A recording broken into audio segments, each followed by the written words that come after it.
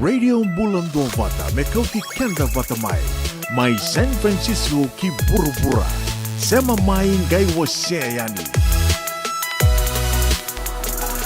Ongko na Radio Bulan 2 Vata San Francisco, Mekauti Kanda Vata Mai.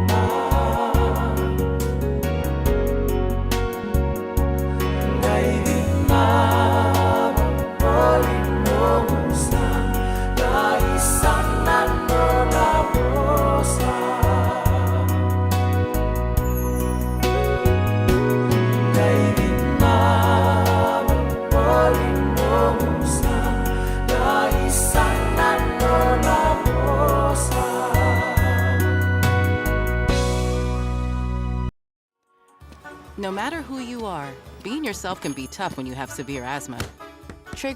Ana radio bulan dua vata mai weekend wa kitikani ke na dua tale na non te wasini ngona vata ana kapi menaka ni buke lulu ende ndai ne katini ka vitu ni singa ni volo January anto vatu ngono go vakasa mangai tini ka lima ngani singa sa ba kam sa wuti tali tu bia o ndono bulai ia sa vatu ngona ngaya na totolo ni toso ni ngona o ni taka ni totolo pakata li tunga kena na tos toso ni veka so and sa nabu nabu tiko mai kena ni tiki tiko vuni ambaki ke robe tal no tiko mai kena ndo vengo and singa levu ni kua satu na moka dobe o iko sa levu sarangana ka wada kabongo au sange vango be ko isa dobe o yau sa vida ka ka tu eni gona be ka so sa sanga taka tu me rauning ngai ngono mengelia da na ngono sa rani sa wawali kina na yango baka me sa baka malu sombu kina na kuko ni daka e sa tu na ka u sa tu bana tu yani baka bimbiti kona nonda bula baka lavo e baleta ni nda kilana be ka ke ngana i lavo ia wakadawa tiko mai a sanangore o ni taka ni tō sawina ka tiko na lalawa ni ngone se soli tiko kinongo wikenda na kaukaua, se soli tiko na idhengu ni mbula, se rau tiko na indowe dhaka kana ka, e ndondonu menda dhakawa, se sombe kana ai tuba i tu, ka ndondonu menda na ngarawa tiko yani, me rau ni ndana tuba tiko, me mbaleta na ngauna sandana senga kine ni rau ni li dhaka se sandana oda, anda sangela ki maru takatu na nonda ngauna na nonda mbula rendo tuku na ike ni na ngauna e rasali dhengu kina se na ngauna ni retirement ya saranga na ngauna ngai lebu ndu kina na ilabu e rabaka yang ataka ngai ngandrebi kina baka lebu na ilabu ya ambeka na kain tondo numi utukuna iyo kenda to ni lebu na ngauna e sianga ni tondo vati anonda to baka sama to sengi te kubungana kila baka na dhaka tu e na visinga se na ngauna to se dhaka tu e ni kina to se baka sama takatumbe aka ni ngona ungandrewa kina na ilabo senga ni tuna do to baka sama ni na liado na ngona tu sana laki baka dengu kina ngona baka dengu mena dhaka senga ni baka dengu ninda sa baka dengu ni mate na ngona sanda really slow down kina vali lai sa da really maru takatu na retirement na ngona dali baka dengu kina raka na kina ndau ni andu na ngona e na ngai lebu saranga kina na ilabo ngandreva me rawa ni kona maru taka tiko kina na nomu mbulai bala tiko baka sama taka na lebu da kina nomu ngau na ngalala mo na garaba tu kina na vika so ndo tali taka ndo maru taka tu well guess what na ngona talanga ya o na ngandreva kina na ilabo na vika kede o na ngandreva kina na ilabo koe ana kau ngai soma kina na wakatataru ni ndo vengu iyo se ngonongo o se dhaka taki o tiko ani baleta o vina kata me tiko na ndona mbakini mbula o sa dhaka taki o tiki go me sana li vadhengu tu ngai o maro takatu na nongu vua ni dhaka wakadha mbea ka veke mdo wakanuni venaka tiko yani ane kavini kua se venga na vanua ni seama tiko me kena da me veto mani tali tiko yani na vida na madha ngoe sana vatoka ngoa na nondo to porakaramu Boniti, woke lulu ke na wakarombuka ya ngona tona mai seama tiki na wangoa na live tu siti ke na loti lebu ya na dau mbitu ngā yani so na i tukutuku ke na wakatilanga kina na i tukutuku ni vevoli na ngai na veda toka na matha o tia sana ngai le tō dhoko tali na nonda tō porokaramu se na nonda tō ndu vese mati tiko e na vesinga. Wako vina penaka tiko yani ve kiamani i kēde na dau seama tiko mai ve kiamani na dau asea tiko yani na nonda ngono vata e na vea kavi o ni taka ni nio nindo maro taka tiko ni taka nindo lutu tiko ni tavi na ve seri so endo wakatangi taka tiko yani ke na ve porokaramu endo me rongodi tiko na ve ulutanga so endo mai dhaura ki tiko yani na nonde wasini ngono vata e na ve kavi ni moni te kina wakarombuka e na radio mbulandu vata San Francisco me koti kanda vata tiko mai no moni toka ningo una vuninda kua ni bula venaka.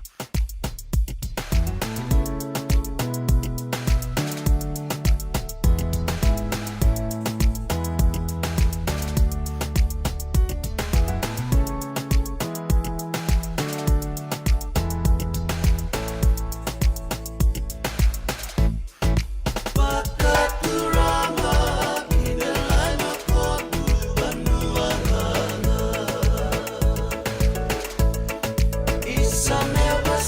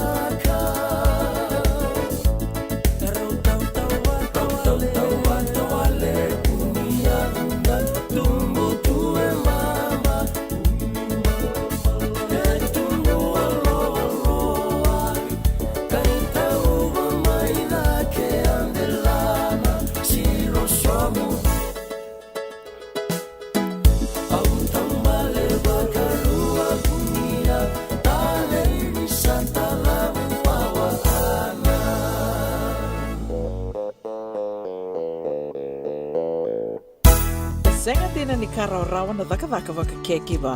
Ia endona ka enda wipu ke ka waka mamanta taka tuna bengarabi. O ia ke tuna kenda to kakana.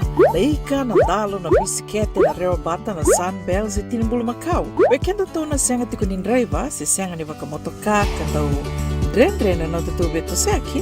Erto satu wakarau na Divine Pacific Food Mart mai Sacramento, merto talaveani na nung ni boli-boli. Rawa sara. We tartarangayani na taliboni diwa dua ono toluwa diwa ono saibarua. Merto bakarotaka katalada mai na nung ni boli-boli ena kenangona to tolo tua. Divine Pacific Food Mart, Vitorua Viwawalu Franklin Boulevard, Sacramento, California. Namba di telefoni Viwan Dua Ono Toluwa Diwa Ono Saivarua. Erto ngarap talangan ni kenalay waka sumburi ani nanomu yaya.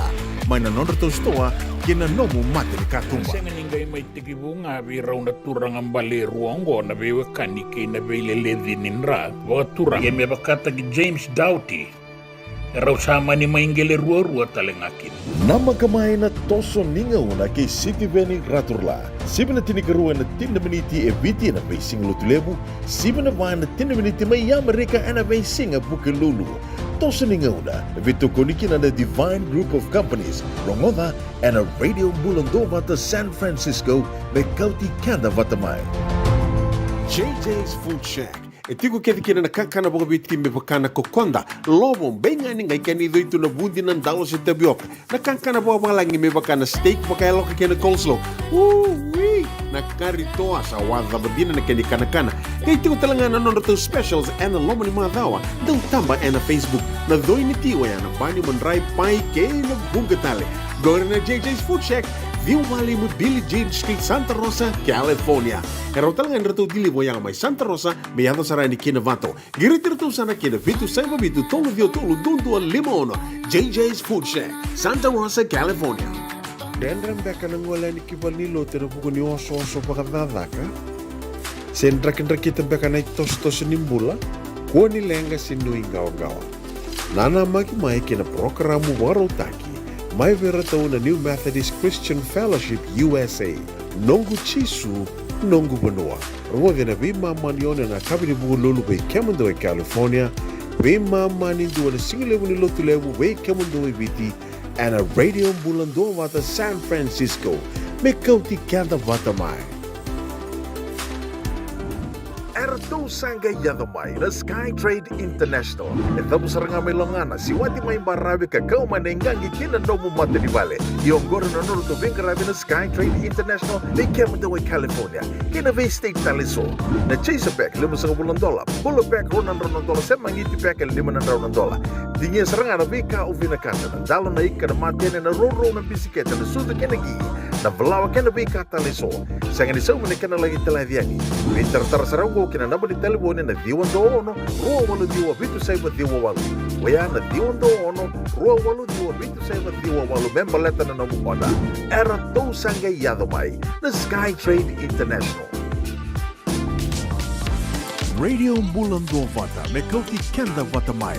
May San Francisco ki pura-pura. Sema maing gay wasayani.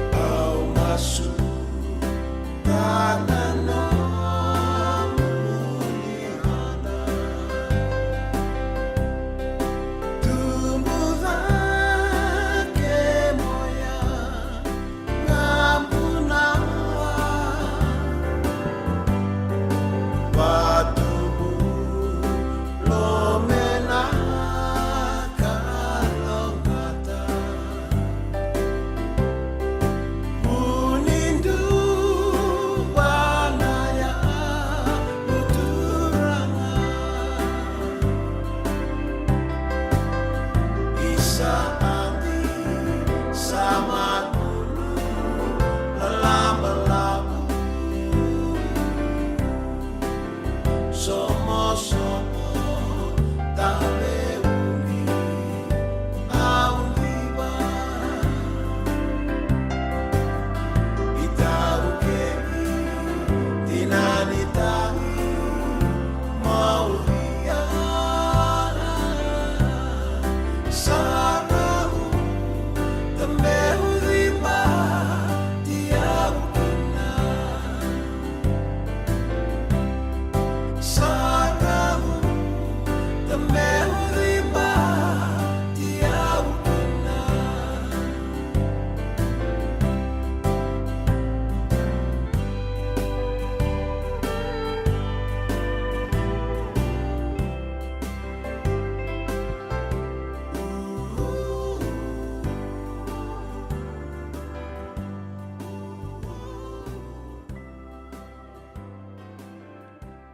Ana radio mbulando vata totoka na i tawi seroia mai ve chale mareau mai koti kanda tukani wakamalua na kawi benaka ne wuke lulu ende ndai ne katin ka dioni singa ni vula January na i tala no ke andi sama nonu dona sere makawa ya dona turangango chale mareau leuna sere makawa ngai mai wakabou takatali tiko koia ka o ke lani bunga be kianten da tali takatali ngana i langalang ni sere sena kena ngai mai wakabou takitali leu sarna sere da rongo da tiko nangonongo so be kianten da senga ni kilani rasa sere makawa senda rongo di tu mai na do tuko nanonguna ne ba kisanga vulu sa o tia ia da senga beka ni do malele tu kina nai londa ia ngona rasange mai langata tali kina so ando tali na kena langa na kena mai wakabou takitali waka mengai da tali taka wakalewu ko ana no ana buno do tali taki chale mareo kina lewu na sere makawa mai wakabou taka koia ka ndangai tali taka dake wakalewu na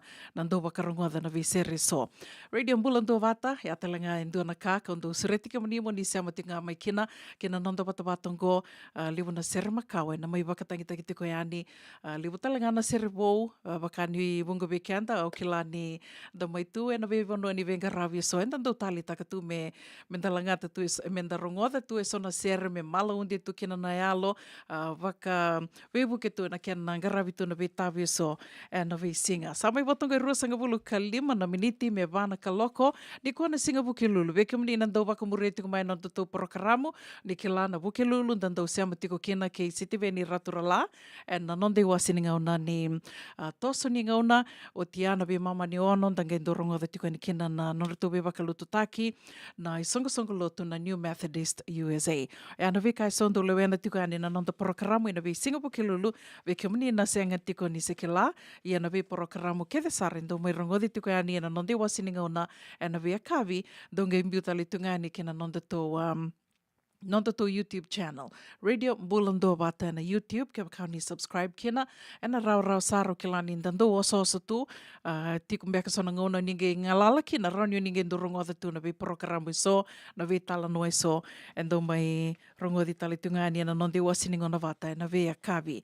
Dona kaubuli da na madha sa utingo sa rutingo na madhawa, wakabubuli leo sarabia umbaleta ni o kilani bunga weekend to, ndona kai tondo kileita ni tukina, na roni kai na ituke ni ndona kana yalo indu tu weekend to tondo yalo binaka tu yalo sabu rau na nonda tondo rawa itu na vi kai so na vi tala noe so o seti kani ngoni ko tuku na ndona kau buli da tuku ko bakalewu ana madha rua sawete na nonda ndo sanga ana nonda ndo na Ia, menda tau lea me na kontaraki, menda wakamuria na kontaraki, se nei wolam beka ni windin denati. Ndona ka windin denati taki nda wakamuria tiko na weka na kena lawan beka, ni sona kai tu. Ngona wuna ua se tiko ni kena ngona. Dona buini ngone angir mai biawe na madhawa rua sauti. Buini ngone balangi. Kela, enta senga tuini nda kela.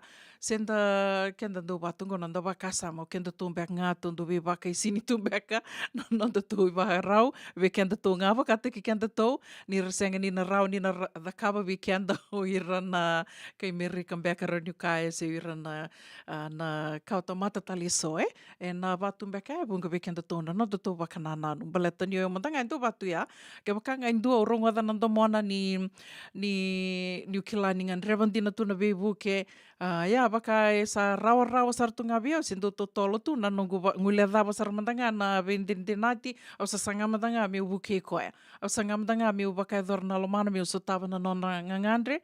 Ya Kongo en dona wuli lebu saranga bia ndo tukunitu painful lesson painful and costly lesson au wuli the tiko ngongo ko na no mi wase mandanga ya ni merawa ni na ve waka en rati talitu nga ve waka ungeti talitu nga kina vunga weekenda and the mai sa sanga tu and wakandurin bisinisi na vono le bungo Amerika ia dina ni wase tiko ni ngome baleta na wakandurin bisinisi ia era talangani dana waka yang ataka na waka bubulingo na nonda na vitiki ni nonda mbula taliso god na doanga na agency sa sanga tiko me mai toyabu toyabu indona agency na caregiving agency baleta ni sa lebu tu I wakambimbi beke to irango senga sotini se lebu kina na agency ni ngoni toke lebu ngabira na Filipino ira mai na wakaira mai na Middle East ira mai na tokalawe loma lebu bira sar mai wakai tiko na ponongo I na Bay Area ka senga sotini lebu na agency ni ngoni toke irango lebu tiko nga mai Santa Rosa na Sonoma County na Marin County wakatelanga kina mai Sacramento sa lebu tiko kina ia kelani dona market lebu tiko irango sa waka embaki na kena do tukuni tu biao mendona mo agency ia koia sasanga teko mai na baki sa oti ni bangone ani lebuto no soso lebuto no soso daga sangati ko metara da kendo naka oti asangir mai bianda na buini ngone na mother ru sa oti na mother oti ko ni vakatawase gir mai na buini ngone gosa otorin ko sarigo iko kutame bina nungu nambo kila vakadava na nungu agency sa vasar mingo ko o wala kunda na balimbula na tukun sarmo ko na ni balimbula yani abitu kina na nungu card sali kako yana that's how I got your number ia o tia sa na domona na noni bosa na buini ngoni gondo na kana nungu kila baka me sa na ilongo malele saranga bwana na ilongo kina nungu sanga mi obuke koya Iyo, otingo, satu kono mo ko ni nanungu na watingu stroke o ngan revan dina sarangana bibuke na ngona sarangango. Ya, noni bosa mai bio ya. Au ngan revan sarangana bibuke ngo ke rauni ke ndoi kroni talamai kerkere dona ke giva tikongori me mai buke ya me mai ambaleto sa senga ni rauni ngarava na otingo savatiko ya o ia sava kusa tiko miu lako mai miu mai tiko bono tutu programa na singa o tia sama ni bengira kinga watataro abo ki sa laksar dona turanga nita sali tiko bu sarna bengarabi ia o sangi sangati ko ya ndona ngona miu lako mi kirolin tambe patiki buini ngone satu ko na mo ko bakadada bia na kaingan revi o sangi sangao ya miu lako dona ngona meroni lisaini taka ko na kontaraki miu kutatalenga mebi ko na check ni sando batiko ya sando o sa dona ka wasa bulidera ya ni segite ko na dakadaka o iko mona kota mai ruana bakana deposits and down payment backa sen advance payment no mother rua se dona bula bakatau beira o sange sangati ko me kota mai ia me uli kota mai wana buini ngonengo kero matei ni bongi ngo sala ko tiko na bengarabi matei ka rua na bongi satu ko na mai na turanga ni ta au sa sini rawatan na dakadango or to sarui vamos siulu bakalewe ia kisimbimbi toka kisimbimbi baleta ni tiko talanga buini ngone o kila weekend to na do to same vengaravi tiko do kuritu ni oda ni dakadaka ke baka me sembula tiko buini ngone se o tukani se o tutu me tanga ngaravi tiko na kene kasa se meranga tiko tali so na matabu vale so tal na nonra family members na itokani meratiko bata na dona vale entu drenre na nonda garavira na nonda dakadaka ia Angka itu kena mai oturanga nita ni rendre rongo dangano na bakamadalu sa turarao isa benak bali bonita sangai bangkarata lindo me laktalani na singa kataraba laktalani dona nungu turanga taubu lakona singa kataraba yali tolu na singa na nona living karabitiko tolu na singa gai kambongi ni katolu ni singa sa tukono ko ni batoko malak ngaya ni meli tolu ngana singa baleta mengi singa moniti sa laktalani do talina durbo na gela kana durbo ngo na dhuru ko singe makilima sa lako me Amerika, sa roni daka kia na bosa babala nge tiku binaka sare baka ngai sa ngoni tunga ni Amerika, orto tali te ki koe baka lebu. Yeah. Au se sangati ngā nangono o me kiron tambe patikina ke mbumbu, me se ni taka na kontaraki, me uturara me viko na advance payment ya. Yeah. Go kona nongu sa lombani koia ni usa rida tu na situation e tu kina o nangase na luveana talenga e dhurti balimbula e sa koma tu na luveana tangane. Koe sange vidhidhia ki tunga nambuini ngonengo me garawi watina me garawa talenga na luveana tangane sa tolu tu na luve na makumbuna. Just a whole lot of headache, Yo, kona kautuku na tiku kona nonda tundu loloma tu kenda tu, O sange sangati ko e o mobuke na buini ngonengo. Yeah, mea dhawa tiku mengo sa kongaya. Sa ini taka koe na kontaraki, madha sa uati, gai bobolek ni dhawa na madha sa, tio sa tuku na vi kona dhurbo udhengu, bale to koe sember ni soma mai o koe na kai. Ia, au marau ni sasain takara na kontaraki, ia sember tingango ni tura rau mai na cheke, koe a dona kuku e na tiko kina viko, ni ko sakila andro sasain takaruru mai na kontaraki. Koe ngai via bosa mai vango, me tuko na mau koe irna, iko batali ira mai ra senga ni mai dhaka vinaka, ngo. So just a lot of headache. Na kanga ubi o ase tiko ya. Kento tau sonongo na endu rawa tu na nonda tu rawai e na nonda tu ndu loloma sivia tu mbeka. Ia ndondo me sana mai biso talenga ya. Me tu sana wakate ki rutu talenga Io na io senga na senga. Ke waka semberanga ni semi mai. Kua ni lako li dhaka endua. Na wika e rani tona tango mai ki kenta tu kina.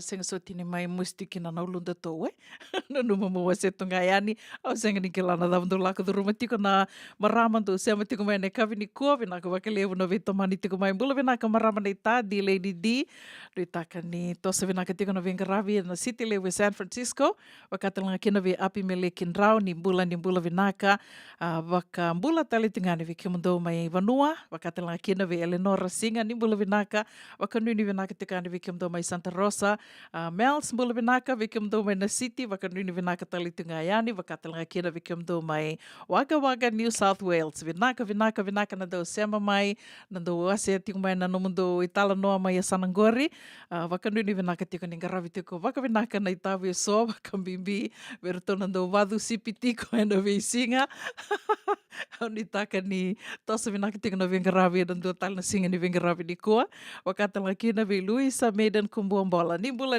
vinaka e peli le amo vinaka wakalevu na sema tiku mai na kavi ni kua venga na vanua ni sema tiku mai kina au ni taka ni bula vinaka tiko.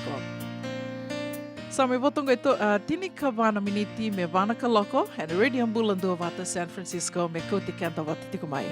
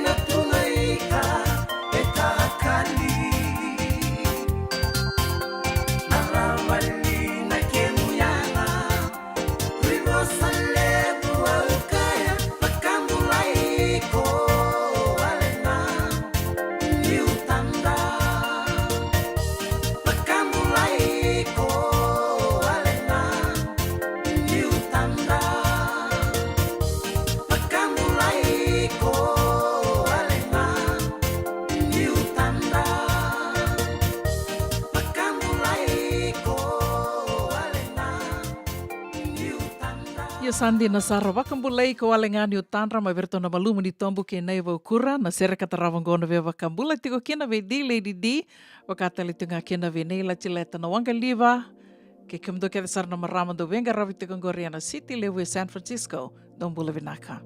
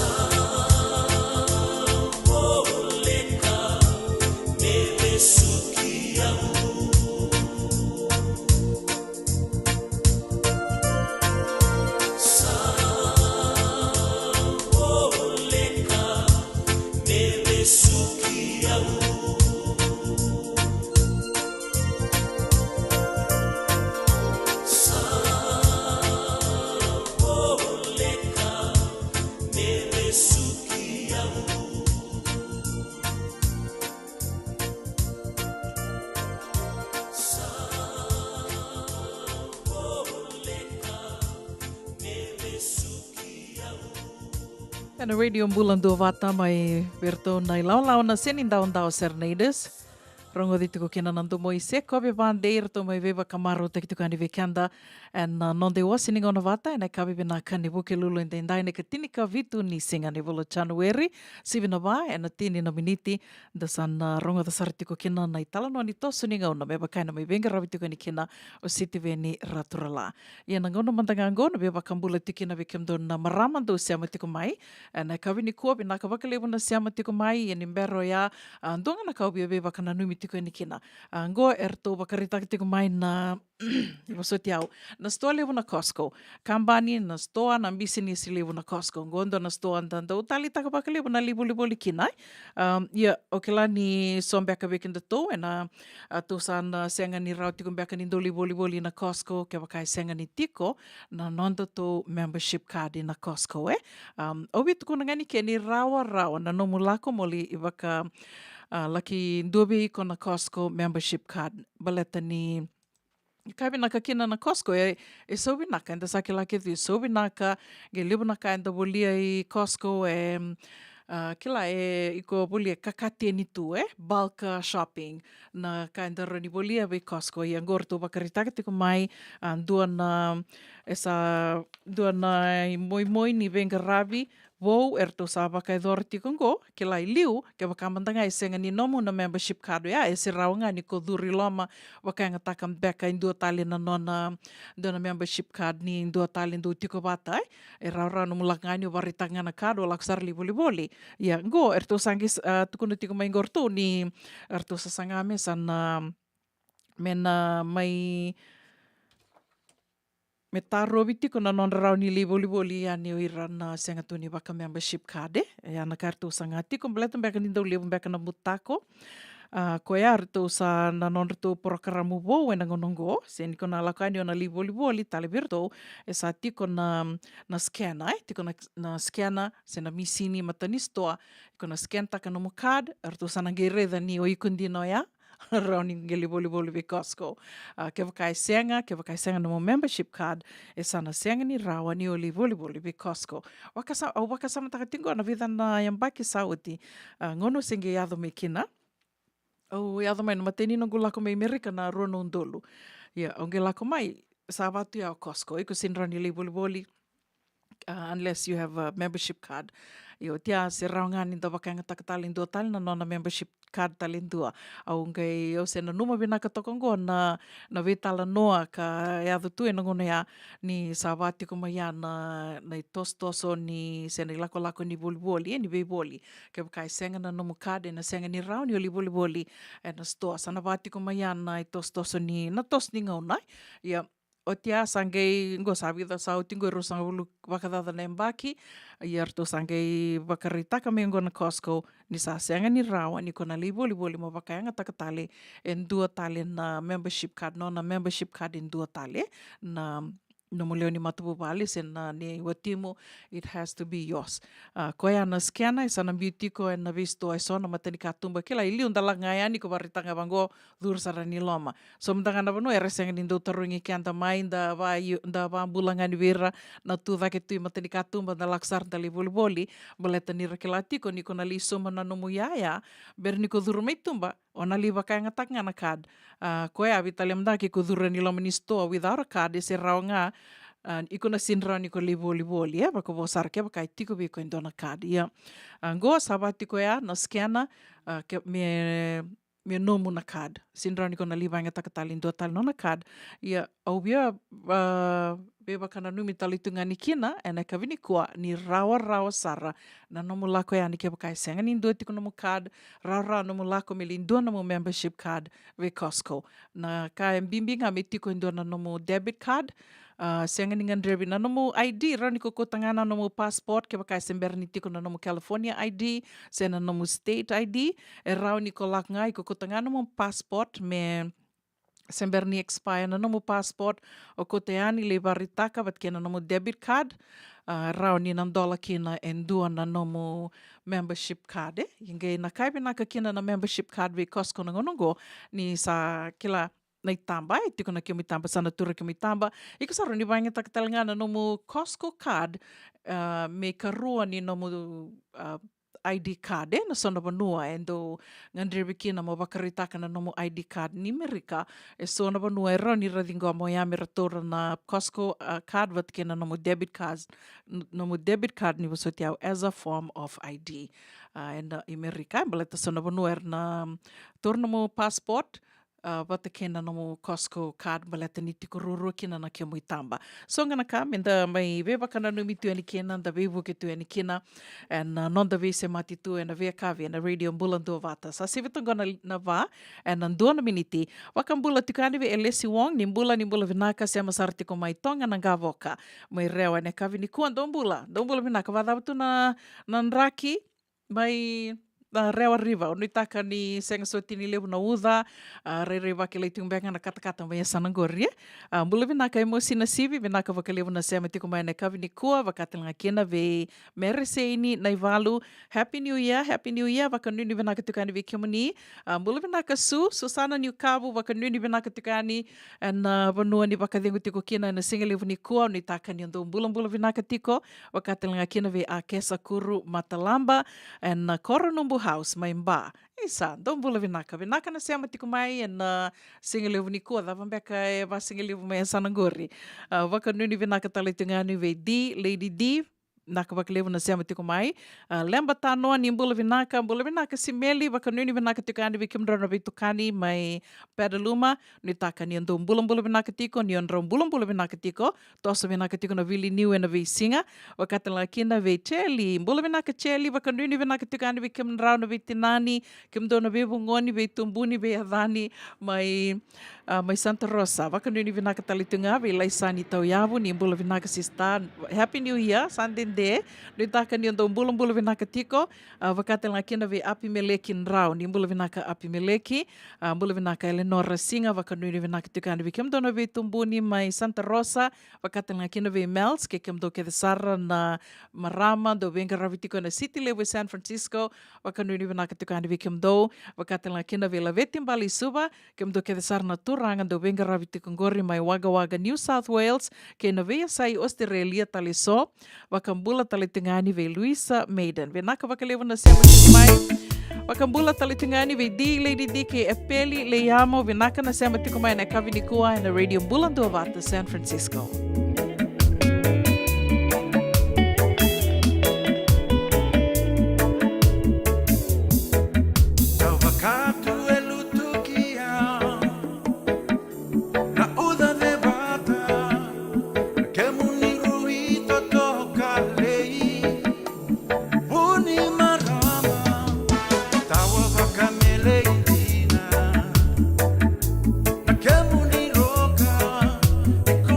My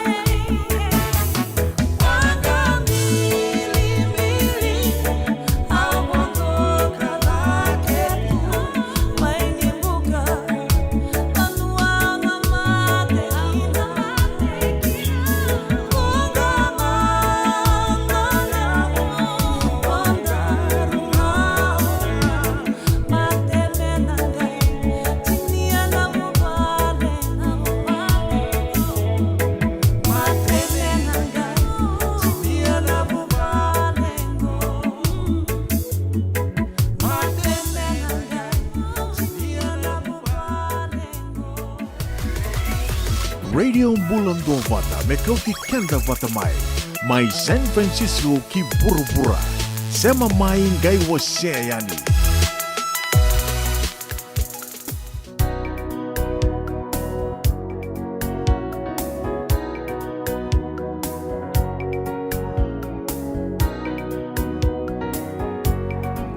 Enaya kabini singa koya nimromu tuna singa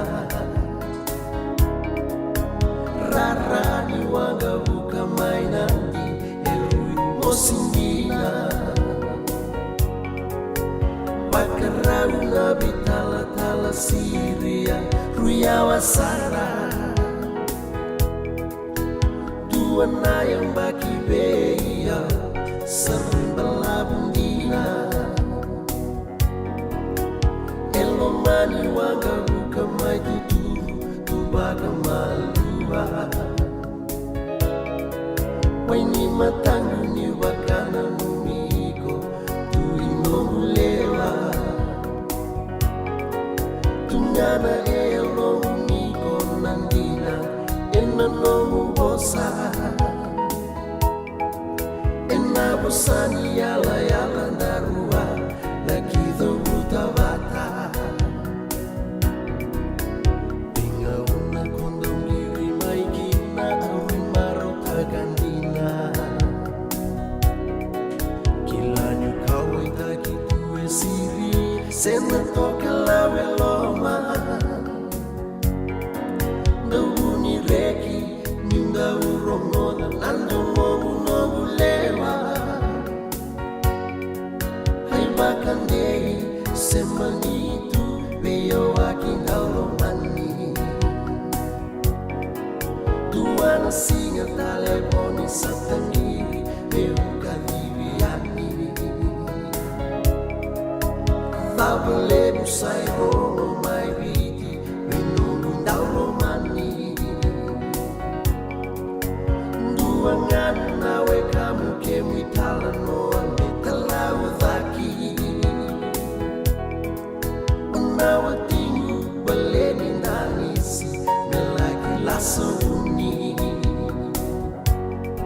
Sengai ono tiko ngano gulako Sabi babilaki Sengani rawan yubo soka mea doa Nanongu lako yani Usakamida konda udukunda mai Oh mai lasutaki Ai guri ni oda kino Uno nongu lewa au tangi Au mai na kita longu ana singa Neulako buniani Tuturu nawa ni matangu ni salalan dina Nondaru bale Tawang leka nomu thala veiko Nomu taulo mani Ni veka kere Kovina kata lewa Aumbini ayani Mode toka mana nomu lewa Na nomu wakamau Nondaru nauna sambaruno wale tu Ngani wakanananu Kena sewa, nusenga nyulewa Nalo mamu, nalo mani Mongai lo mani, koyan rausa Nalaki bago wati Mongai lo mani, koyan rausa Nalaki bago wati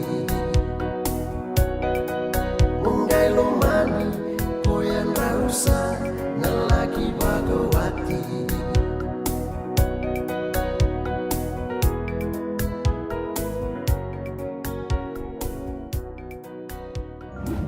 Erto sangga yadamay na Skytrade International. Ito sa nga may langana, si Wati may marabi ka kaumanengangi kinando mo mata di bale. Yung goro na nuno tubing karabi na Skytrade International na Kemadawa, California. Kinaway State Taliso. Na Chase Pack, $5,000. Pulo Pack, $100. Semangiti Pack, $500. Dinge seranga na vika uvina kata na dalo na ika na matene na roro na bisiketa na suda kenagi na valawa kena vika taliso. Sanga ni sau menikana lagi teladiani. Winter tarasarago kina naba di telebone na diwan do ono ruwa walu diwa bitu saiba diwa walu. Waya na diwan do ono ruwa walu diwa bitu saiba diwa walu member leta na namu moda. Era to sanga yado mai na Sky Trade International. Nungu chisu nungu banua. Dorongode na vima mani ono kina vitu ene kawani bugu lulu ve kemada wa California. Vima mani ruwa ene kawi kina tolu ene singalewu ni lotilewu ve kemada wa viti. E warotaka na New Methodist Christian Fellowship USA. Rongode ene radio mbulan do vata San Francisco me kauti kenda vata mai. So enda sa senga sarangan nikla na dapat menda vaka talau taka buka singilu utaka sa buka kapitak neka kuni lo malenga sa tipin dono menua erau ni buka tingu ikimuni waya na JJ's Food Shack Santa Rosa California na be matanggali kaka na tipgina me baka na karitua waraisi na logo palu sami na buwaka na kaiwa soso na dalo na toa na kokonda bainga ni kena gamure na kaka na buwa malang me baka na steak gai buka loka tabi oke kena coleslaw surua chutney Gelago pata na kena pai ng bani kay na manray. Oya na JJ's Food Shack, Santa Rosa, California. Era sarang ano direct message virto giri nga kina bitu sa ibo bitu tolo dio tolo do limono se o nga wala sarang ali to miko may nanomota na dio volume Billy Street. Oya e Santa Rosa, California. Era talaga ni rito dilibot ka ni kemo katalo wasing lebo sa mga kabi ya may Santa Rosa, Kinavato. JJ's Food Shack, Santa Rosa, California. Senga ningay may tikibunga biraw na turang ang baliruango na bewa kanike na beileledinin ra. Waka turang yeme bakata ki James Doughty. Raw sama ni maingele ruwa talengakin. Nama kamay na toso ningaw na kay City Veni Raturla. Siba na tinikaruan na tindamaniti e viti na basing lutulebu. Siba na ba na tindamaniti may yamarika na basing a bukilulu. Toso ningaw na vito kunikin na Divine Group of Companies, Rongoda, and a radio bulandova to San Francisco, may kauti kanda vatamay. Doyan Robina ka naman raman na ita. Do samba di ba kusa-kusa iwe? Yan ra na ita. Kita sila katalaw Monday na Orange Lounge. Maleka. Warasan ba di kata-kata pinakasarto nga toboy, siyang bakaw. Ngay way dala tu kinambat. Koe serengan kori, sono ngono santa binakat serengan na kenta kakana. Di na to zoko. Kaya kito sa nang berata ni baga singalebu, kito sa nang gali baga kabi ngaya ni kina. Na Orange Lounge, katalaw baga singalebu sa baga kabi, e baraw tayo ito baga manggo sanggay totoka na buno ni kana. May namenda to identity, kanay baga singalebu sa baga kabi, may baka na baga sakera, na sui, ikatabu teke, roro baga lolo, kay na vida tale. Giraraw mo kila na menu ni singoya, na Orange Lounge, tolo-tolong dua, Orange Street, Santa Rosa. Endo tala na tamari ni Vingarabi ni Divine Group of Companies. Dola na wala kaloka na mataka, kina wala kaloka anambongi moniti kina singatambo na Orange Lounge. Tolo-tolo dua, Orange Street, Santa Rosa.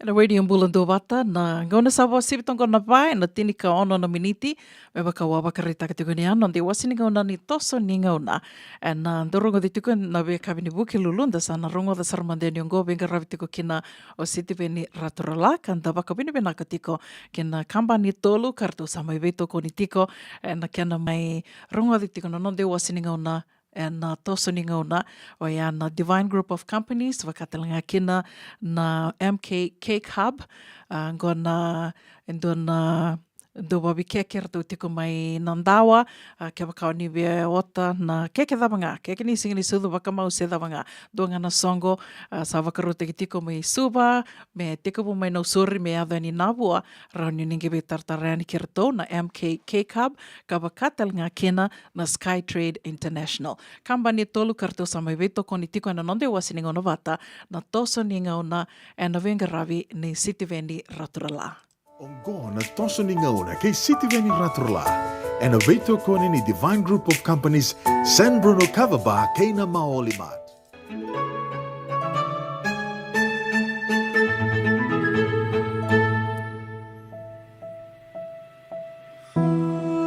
Isambula binaka. Nilabo ubo tiko na embaki. Sa toso tiko nga na nondara ile subo ng bulay so. Kei na ngau na randoni na turangan bale kei viti ra veliutaki na nonda matani tu. Kanda sa tika buna roki na bakingo. Endai au na numa menta sa ngolepa na turangan bale mai matai welangi. Na turangan na buni walu sambale o ratu sa George kanda bulebu zakombau. Ena kenrei tukutuku e rawan inda kautale sutale na taunda kunikuila. Ya kau nanua merauti kenda toko mandanga e nangau na enda sabia wakila na itambango. Oratu George kanda bulebu zakumbau e asudu maimbau e nai kaona ni November tini kadiwa tini karua. Anon rai tumbu-tumbu oratu popi seniloli amarama tinan rao andi tori ka kainona amarama na isokula. Oratu popi seniloli ya taura talenga na itutu wakabuni walu maimbau. Kaluwei ratu Josefa de Lua o koea kangonen duandua wei roto na turang lima na luwei ratu seru da kambau na tuibiti. Akene mbale ni ratu George kandabule da kambau e makumbun rabagarua na tuibiti. E rabu lima na buli nitu mai matabatudo. Kanga indewa kina Newington College mai Sydney mai Australia e na tini kadiwa rua sangabulu kabitu me la kia doba na tini kadiwa tolu sangabulu karua. Kanga indewa talenga ki Wanganui Technical College mai New Zealandi me ralaki bagadabaraki na nanon rabuli. Ni oti nanon rabuli mai Vanuatani era sale su tele mai karaboga durumisara ke na matambo silebu baga turanga. E na ngau na koea, saya do basarti ko mai na ngau na amana kasaukina na boselebu baga turanga ni ambuli lawa talenga. Sama iduru na turanga lailai mai na panua boga turang o kumbuna. Sawo tina buli mai bonua tani. Balabu sarana non ramai durutu en na matambo selebu boga turang. Di saboga rau na tungalala kara durukina na matai balu e karua ni balu lebu. Mai na tini kadiwa tolu sangabulu kadiwa kina tini kadiwa basanga bulu kalima. Kaya doba kina na itutu waka kabetani. Dio tina iwalu, era sandingi takisara kina mbosa lawa. Asembera na ba indingi na ngaunawa. Na indan bini mbosa lawa, era ndau sureti. O ira mera laki tikora. Asangole kina na turangan balengo e na tini kadiwa 5.5 kandua. Kara toka mai ka mea basara na tungalala ni sabi sau na mboselawa na Legislative Council kina palimendi e na veliuta ki bukan dominioni. Ka taura tale tunga kina na itutu bukan minister ni vei ka bukan itaukei kina minister venga rabiraramba mea doba na tini kadiwa vitu sangabulu karua. E raisebu ni turanga itaukei kina itutu boga kobana, na Governor General, ni saboga dengo Sir Robert Foster, e na tini kadiwa vitu sangabulu karua. E sanga ni rawa na itutu ngo ni sosomi ni ranandi e na nonda banua. E nangauna ka nruka kina na matanitu veliutaki na matanitu ni Alliance e na tini kadiwa vitu sangabulu kapitu amani boga yadoriki na nabi dingi lebu sanruka na matanitu ni Alliance buana National Federation Party ka liutaka bulimai o Mr. Siddiq Koya Ia ratoa manisenga ni bukan duria rawa en dua na mata ni tu, e na loma ni tolu na singa, me baka e bolai na lawa. Sa mani wako torakin na nanonra lewa, na turanga na kovana, kakadiba le sutalemai na mata ni tu ni ratu sa kami se samara, kasaan ruka e na beindingindingi me beliu takitale, me adoba ni bugayadori en dua na beindingindingi, mengai madala baka binakakina na isongo-songo baka politiki me beliu taki. Gorendo na ngaunan rendre beira na beliu taki ebiti. Alebeiki na ya motun romu baka politiki e nanonra baka tulewa na turanga na buniwalu maimbau. Karasalewa besa beliu taki tale na matani tuni alliance. Ia e koto na kaukaua, ki beira e na lawa kara baudikina, me rabua tulewa e na beika e mbaleta na nonda matanitu ke sa manisenga ni rawa, di bua tulewa na matanitu beliu taki.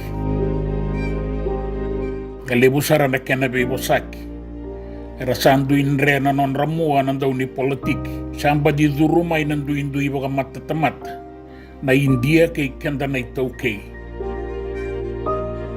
Katarongi kina nandundun no bakalawa. May rawa ni baka tulewakin na turanga na kovana.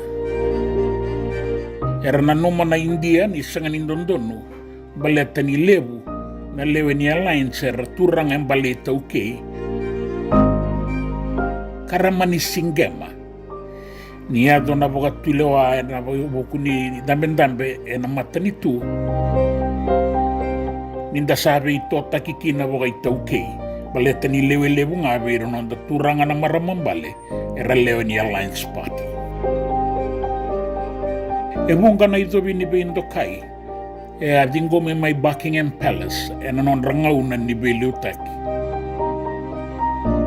Era taurakina tinikadiwa walu sangabulu karua na itaumbe kayadana na Royal Victorian Chain.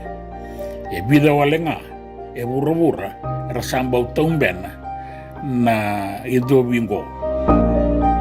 Kaninda usoli baka bundu asara, may baka takila-kila ni bewa kani, na ibiti, kinabuwale baka tuwi maimbolatangane. Era baka wati baka rua, na kenay matay bay andi benia ng nga boka. Kangay baka wati tali, ke ledi lele a seruai ang balekiwai.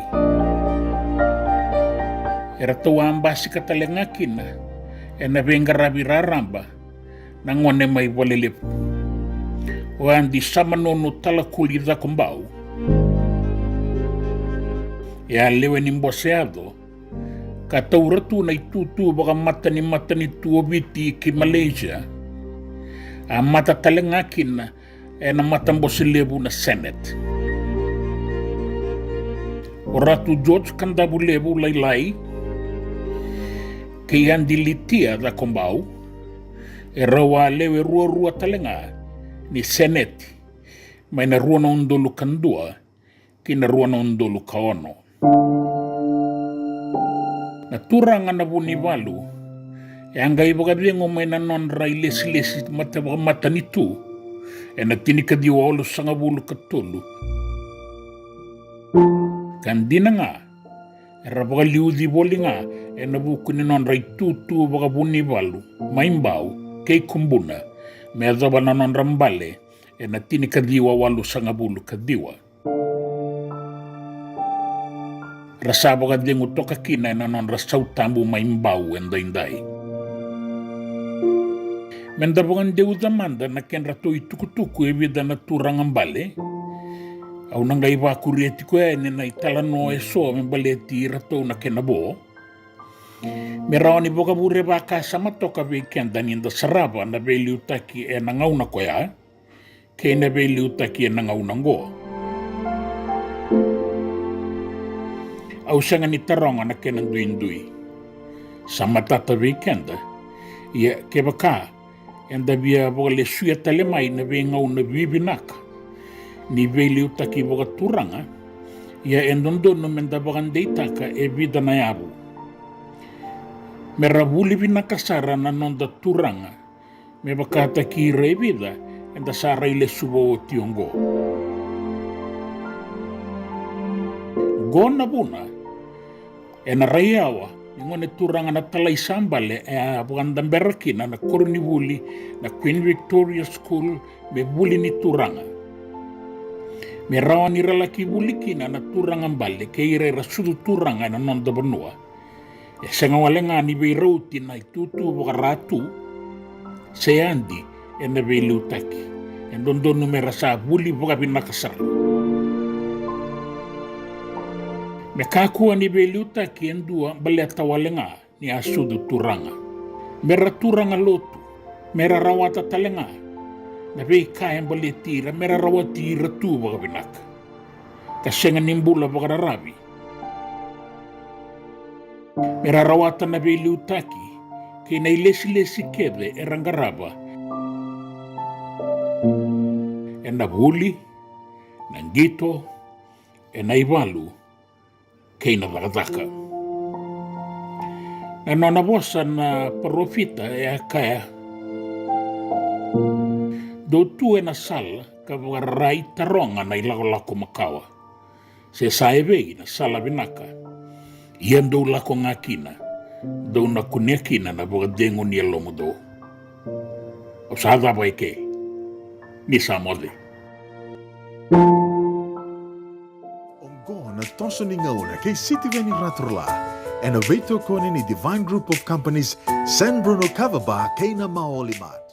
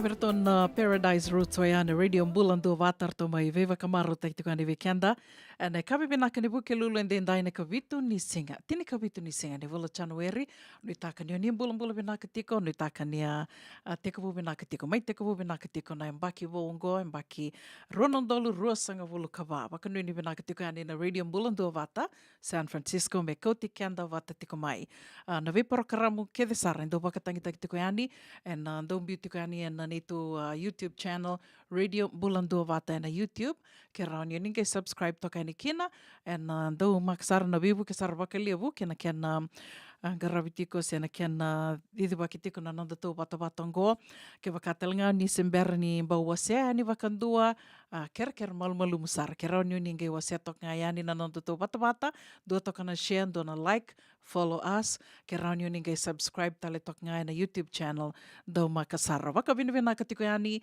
ken lewe vitu sanga vulu baka dada na undolu na leo ni nanda to mata bobale and radio bulan do bata kali bundina tiko na baka vinvinaka ka kongaya sando baka nuni tiko na radio bulan do bata ni na rau ni na vivu kitu na vikai so endo mai wasei tiko yani na itukutuku na vitala noa na ulu tanga so kei na sere kando mai bakatangi takitiko yani na nonde wasining ona vata na vea kavi na moniti kena bakarombuka moniti buke lulu bakarombuka and na mai vese matitiko kena bango na live and na buke lulu na tu siti kena lotu lebu and ndo mbitu ngani na itukutuku ni beboli kena ve tukutuku so and na loma ngani vida na madha o mengo kito wakasanga tinga e sonaka, tumani tiko e sonaka me rauni na tōdoko kina na nanda tōndo vese matitiko and vea kavi.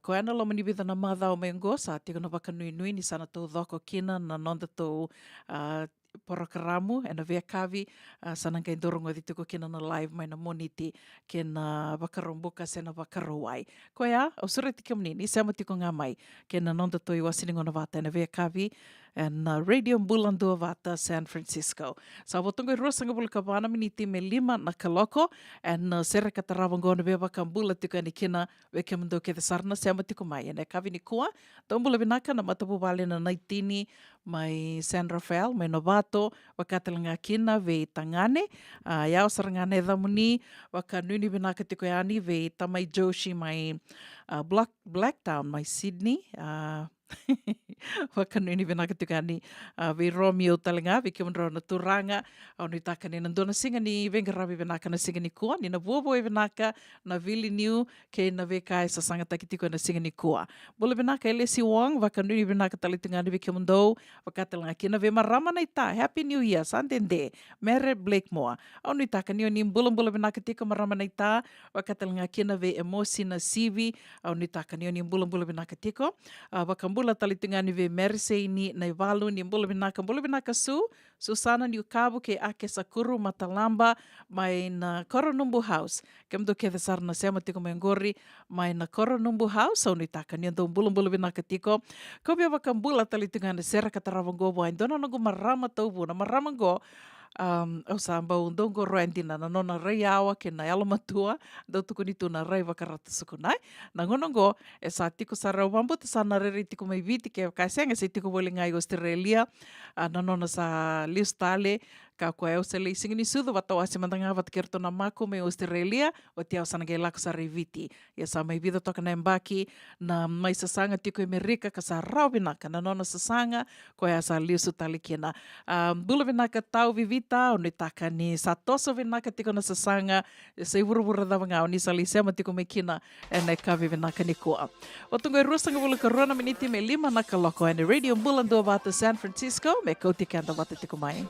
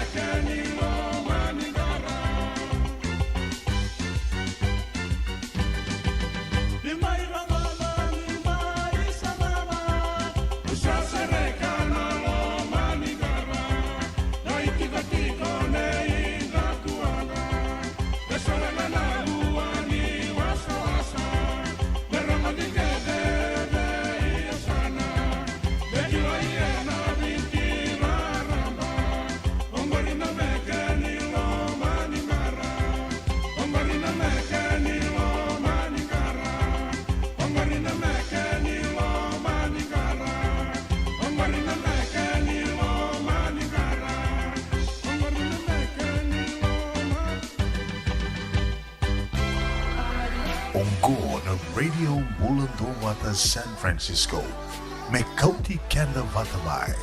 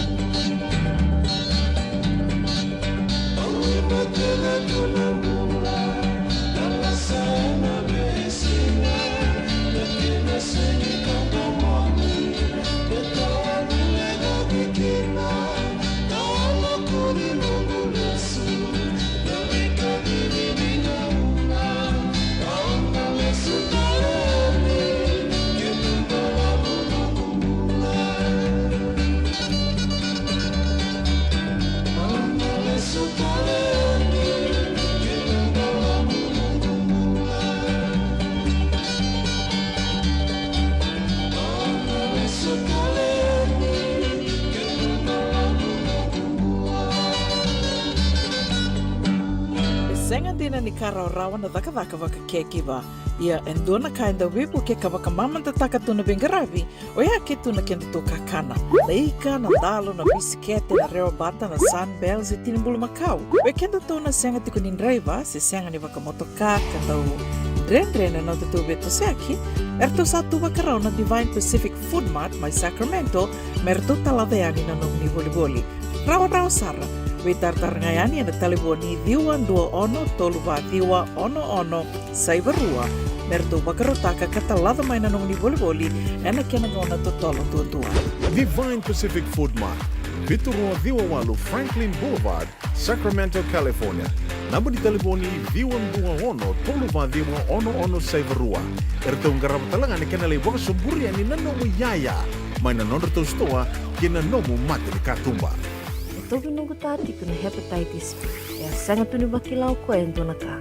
Mea dhava ningele itaura na hepatitis B test na madhau sawa. Asama ni lidhula ni tataro ni hepatitis B. Karatua sana tangu makikina na neito matubabale mana matire bakyo. Saka bibiki na manile indike bi tatora na hepatitis B test. Ritartar mai kina telefoni 527 ono vitu ba 5883 sesikovana www.sfhetbfree.org na kena itukutuku matalilai. JJ's Food Shack.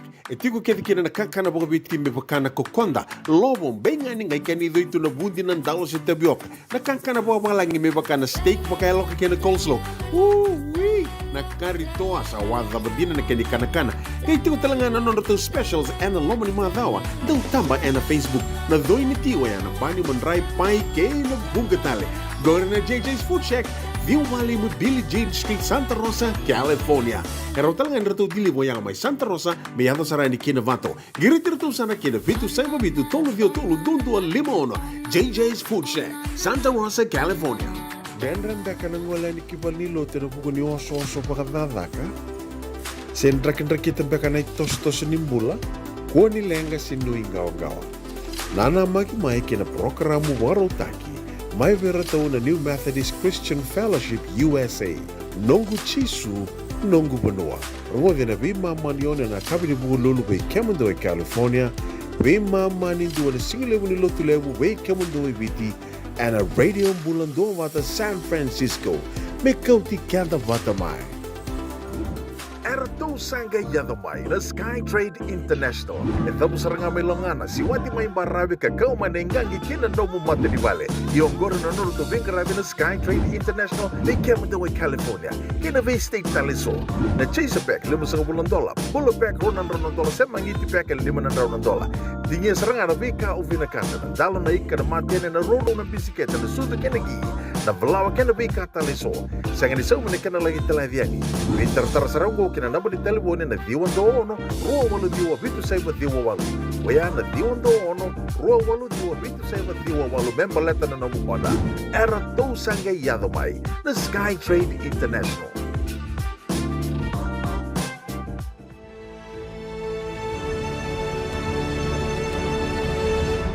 Onggo na rongo may wala ni Songo and a radio bulando vata San Francisco.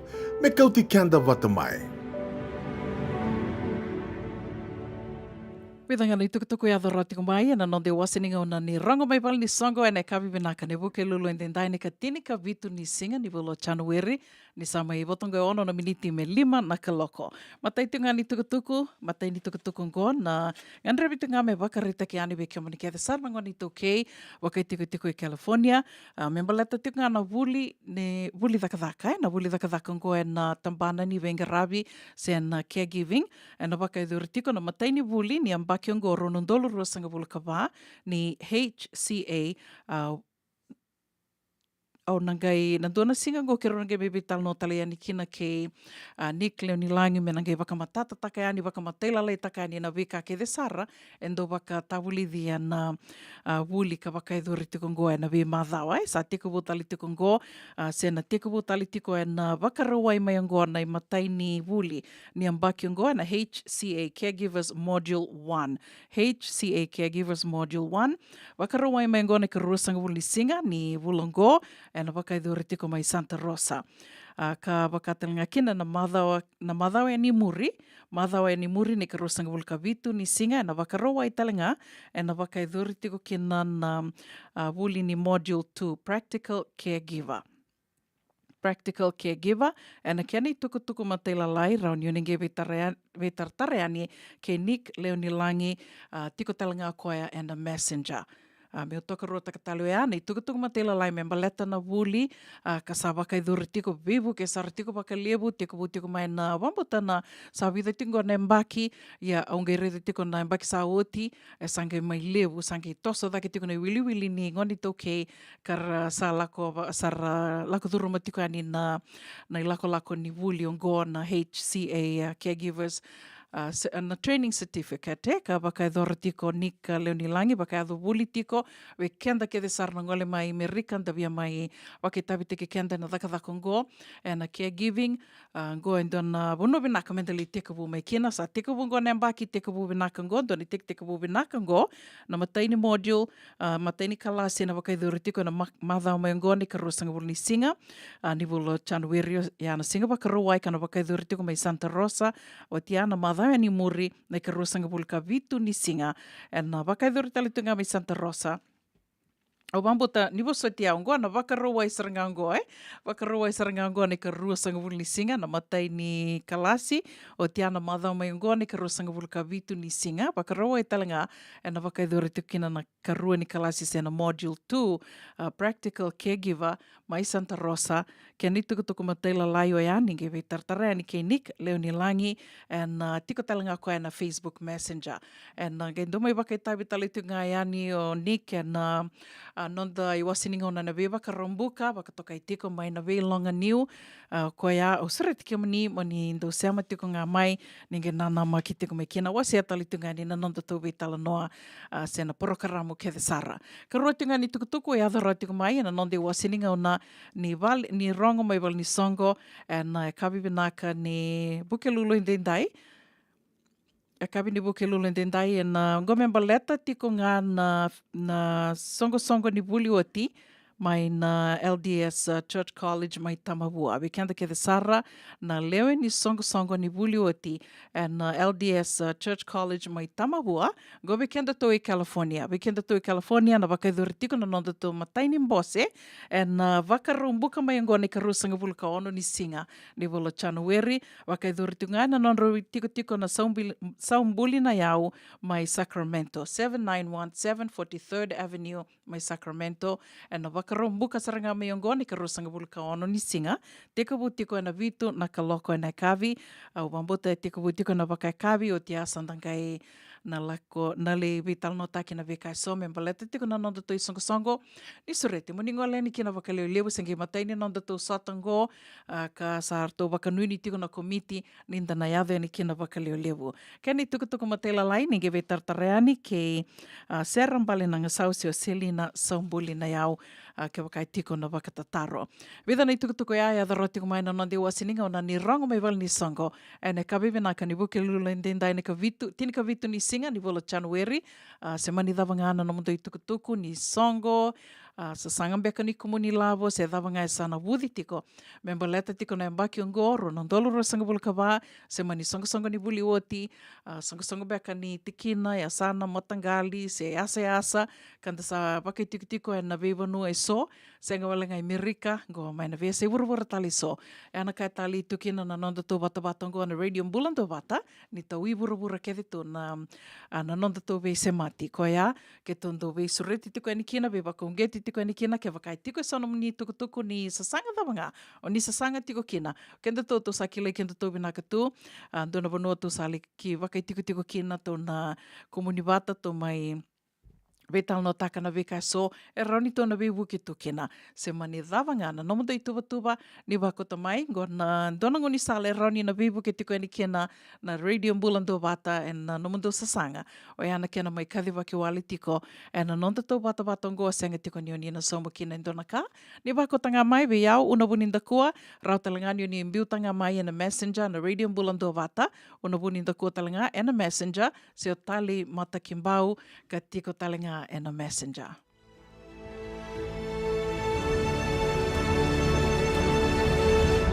Ongo na rongo may wala ni songo and a radio mbulando vata San Francisco. Mekauti kanda vata mai.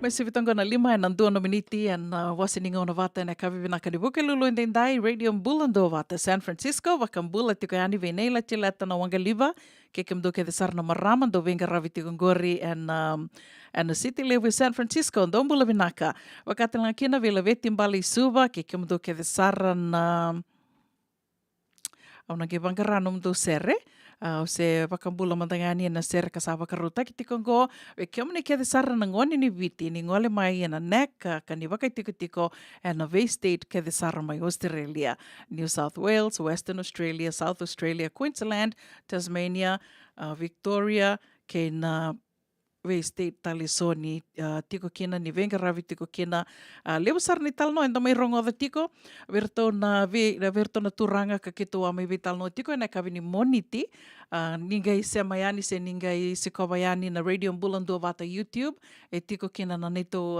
vital no tiko ana singa rua sawa ti totoka na veka erto mai o se tiko erto mai veva kararama ta kito kina ke vekenda kanda senga tuni kila na kena lako na dava rei lako durumatu na nonda durvou o ira na tamanda na ngane nda karsa lako ani ira talmandanga na ngone leo na marama ira li daka e na buku ni programa ngona nekar sa tiko na ve state ke sara mai Australia dombole vinaka vilivo na ulango wakanuni vinaka tiko ani ve kemni ke sara na luve indawa samo Vevono so e na vesa vuruvura kede sara ni tiko kina waka nuni vinaka tika ani vekemuni ana kavini kua waka mbula talitunga vekemra na vetumbuni neila tilata na wanga livan rombula se masartiko mai na Dillon Beach ana kavini kua au nutaka ni totoka tuna nraki mai asanangori waka telinga kina ve emosi na sivi nimbula vinaka na ita waka nuni vinaka tiko ani o koea via waka mbula tiko wana tavalena o emori langai sa turu tiko na nona i vola ni kua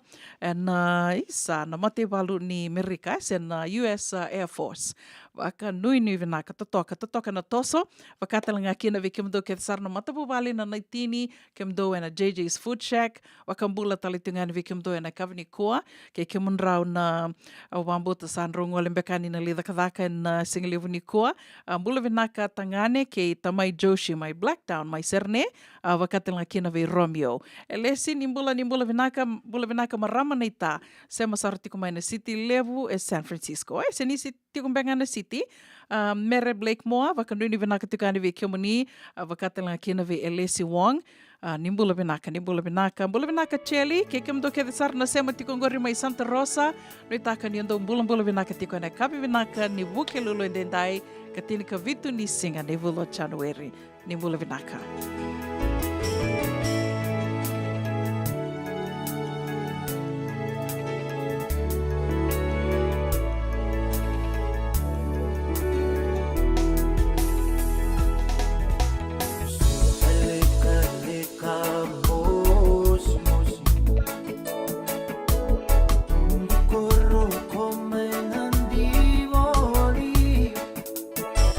Tarumai vekilai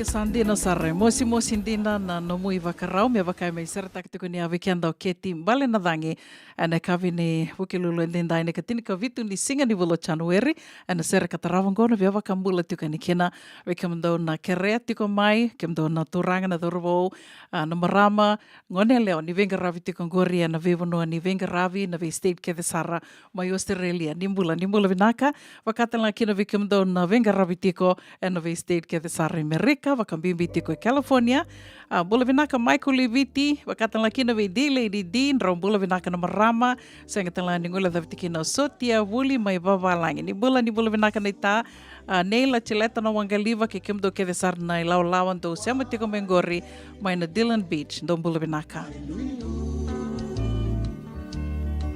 Konrani singa rakina, au bora te karawa.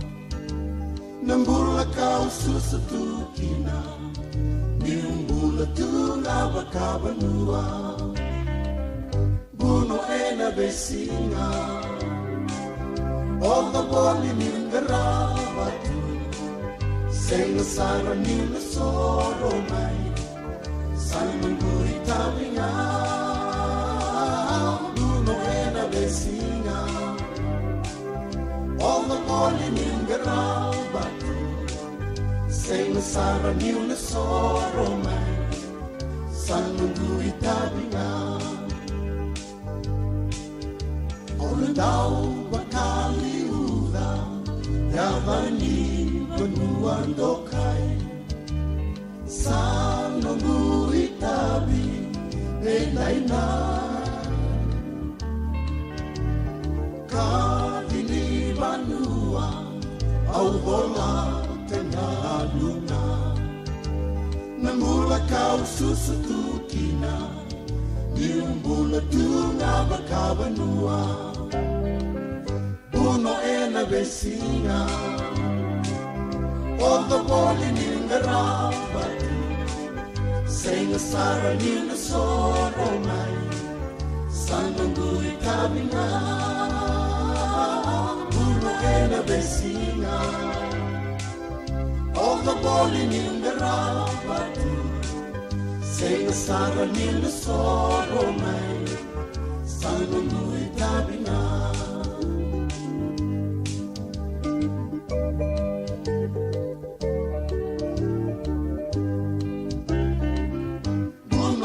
Besinga, oga boli ningarava tu, senga sara nina soro mai, sanungu itabinga. Uno ena besinga, oga boli ningarava tu, senga sara nina soro mai, sanungu itabinga. Besinga, oga boli ningarava tu, senga sara nina soro mai. Totoka nei tavi sero ia mai ve sero sere ve kirtona nona i lawa sa ndendenda me rongo de talendona non retu sere. Rongo de tukani na non de wasiningo na vata ne kavi ni buki lulu in dendai na radio mbulando vata San Francisco. Me ko tikanda vata tikumai vakambula tukani ve kamnina sengai sema vo tikumai ve kamnina sengai sotava beka ni sengai rhythm beka na radio mbulando vata o kenda vaki kamni tukani na kavi venaka ni kua. Kau surit kamni dona like, dona share, follow us ke rautalanga ni uninge subscribe tu yani ke na neto YouTube channel o yan radio mbulando vata YouTube and vevu ke sarati ko bakalevu. O baka nui ni vinaka talitungani ve kiomni ke de sara na itumbu na ndau ni ve susu e na vuku ni baka rau ke na tekevu ni vuli. O bamba te tekevu mbeka e na madhawa katumai se na madhawa roma ingo sa baka nui ni vinaka tiko yani nduat na itukutuku rongo vinaka baka nui ni vinaka talitunga ve kiomni ke de sara na ngone vuli o ni rawata vinaka na nomuni ve tarongi o ke lani sana ni na babaro talituki na ndua tale na embaki ni vuli na embaki ngo o tora rau te ngani dona bebu ke levu na rona rauna dola kara tora tiko na ngone vuli mai viti a san dona tamani bebu ke levu ni sa wali rau kina na ia ni vuli o te asa na ngai totale na iduruduru e na vei korni vuli so e lava ki tiko kina na iduruduru e o sa waka nui ni venaka ni dona e mbaki venaka ni vuli na e mbaki ngo. Ia ve keto Amerika te kavu tiko na e mbaki ngo sa te kavu wata ke na vendingi mai waka iduru tiko na mataini vendingi mai Iowa e na bongi rua sao te na bongi ni monitia mai waka iduru tiko kina na mataini vendingi ni dandau rongoda tiko, gobe kenta nandau wakamuretu na i tukutuku o ke lani sombea karasenga ni randau wakamuretu. Ia, ve kenta tau nandau wakamurea na i tukutuku, o ke lani sombea karana senga tuku ni kilana, dava ni mbale ni caucus, ni korongoda tiko, Iowa caucuses. Dava saramanda ni kene mbale, o Iowa senga tu ni kila, o sanga ina no mamusa, sanga mada miu wakatawulidi o mantanga miu wakasangarai sonaka o bia kila. Ko au sama ni ngai wakawili ka toka o sange tora rau tiku na kena nduindui. Dawa saramanda na nduindui ni ndo tuku ni na Iowa caucus sen election dawa saramanda na kena nduindui o sange tora rau ni Iowa caucus sena so tale na vanua na dana rongo da tiko kina na state rather ni state ngai tuku ni tiko na caucuses ya ni oiranga na ortonga na isonga waka politiki ngau ya non rutu winding saranga wakata kirto e senga ni mbiuta wata se didi waka na matanitu senga ni didi waka na state na vending dingi o ya rutu didi waka saranga ortonga na isonga waka politiki ka mai waka idurikina na vending dingi o ya waka na singa moniti a waka idurikina na Iowa caucuses kene mbale ya na Republicans ortonga na songa waka politiki na Republicans arto ambiuta wata na vending dingi o ya mero ni dingi take kina se o dei me na matataka na non-rito songa me matataka na state o ya and na Republicans na state o Iowa me matataka rito kina vending dingi levu kana gai waka iduri na bula November me mbaleta tiko na kena dingi taki na presidenti na bono levu ngo Amerika ia okila ni na binaka weekend na dondonu beka me dana waka muria sar waka malua na vending dingi na mbaki ngo baleta ni ngo waka me waka i rongo tu historical ngana ka roni tuku na baleta ni matai mandanga ni bunga weekend da senga ni waka mbota ni rawa ni na tu na vending dingi o Trump.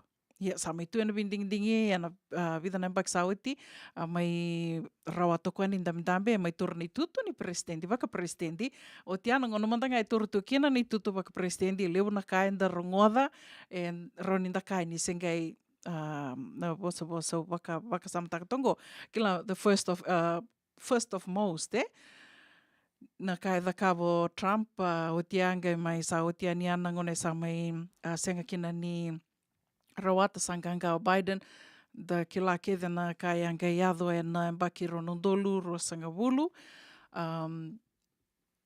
na bulo January ni ka ono ni singa ko ya mengei waka samataka ni sa oti na vending dingi o ya senga talindona presidenti eva dakavi ko se mea pango na kena i rongo ni sa oti no na vending dingi ngeli waka idoro ko na valo ya anda kilani na bukuna karalako ni kina en rau na leoni vanua Amerika o ira kara tō wata ki koia, se tō wata ki koia na nonra rai, kara ngole ni kina na nonra senga ni ndua wata ki na madhala ni vending ni sa mai nganga o Biden, Ia mandanga e sa waka i rongo, menge o tia sange lako tiko ngona na vele wai.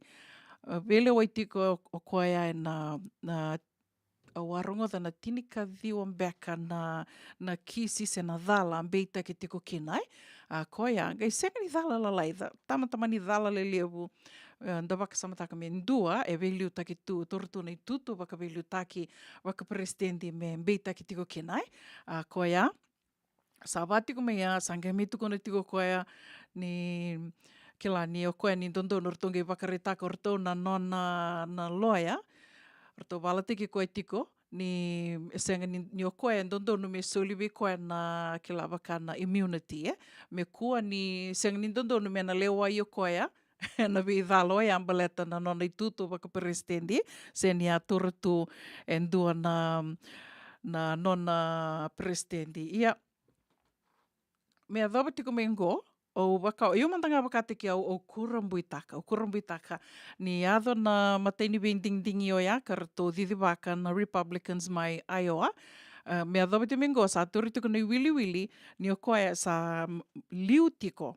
Waka samta kia, kena balambale, Iowa in dua na state level, kandau level na Republicans, e waka me rando waka rarawi kia o ira ke te karatu e na sera matataka na songa waka politiki ungo na Republicans mai Iowa. Ia mea dhawa te mingo sa mai rawato koe na nganga, sa nganga mai na state o Iowa, e na 5.2%. Waka samataka mandea, 5.2%. Mai vi rauna rua o Nikki Haley ke DeSantis, e o mandanga dona turange au a sengasoti ni o atali te ki koe tiko na none wasa ke na veka e tūtaka koe DeSantis. Ia mea dhawa tiko mengo sa vāti koe nangai tuku na tiko ngā o tarambu na lewu na vanua e lako tiko kina ke na nona vuna woli ni o koe e sa liu tiko me ni tauri tiko na i wili i merika tau dhoko na polls ka tauri tiko na i wili ni o koe e sa na liu tiko, sa na liu tiko se sa na nganga o koe mai be Biden, ke waka me rombiu wata me rodidi wata o koe ke Biden o koe sa liu tiko. Ia, waka anga taka tiko ia koe, ka liu sa ndingi te koe tukina, at least from Iowa, senga ninda ke lana ke nei tosa tiko, e na ngona sana tosa tiko ni kinongo na vinding na vi state tale so, e na nonra ndingi taka tiko na koe me na matataka na nonra songa waka politiki, na Republicans and Democrats. Wa tiko o tuku na tiko ni ngoi ndono menda na wakamuria tiko waka malua, menda ke la tiko na kai ado tiko, e na veka e ado tiko ngoe na wukuni binding-dingi, se o tiko i Amerika, se o tiko mai na seibura dawa tale, se o tiko mai viti, e kambimbi mbaletango ni ko waka samatake, waka i koredi Amerika, na mate ni tu keve, e rarei dhake tu mai, rarei di Amerika dhake tu mai, dua ea, keni karua, ni ado i dona kai Amerika, e sini rao ni o kai se mania, seibura dawa tukina, e seanga ni rao ninda kaya, nina senga nina tarei koea nina kena revu that it won't affect you, it will. E watu ia ke waka i ko reitha mo wakamuria tiko nei tukutuku e na veisinga, e na nonda wanua nei tukutuku e na vese wura ona reitha tiko, ona gai wakandina taka. Ia, koanga ondo tukuna tu ia, it helps, menda ki la tiko na veka i adu tiko, menda anrenravi tiko na veka i adu tiko e na veisinga, se mani vena wanua enda tiko kina, kene karua, ke waka ninda sa kai tiko nda lotu wa Kristo, gona kai sa parofisa i taki kia tu mai nda ke lani na yado, what can you do? Mo menda waka rau taki kia nda tiko kinai. Vena ka waka lewu les, na nomu do veto koni tiko mai, and 51% increase, that's right.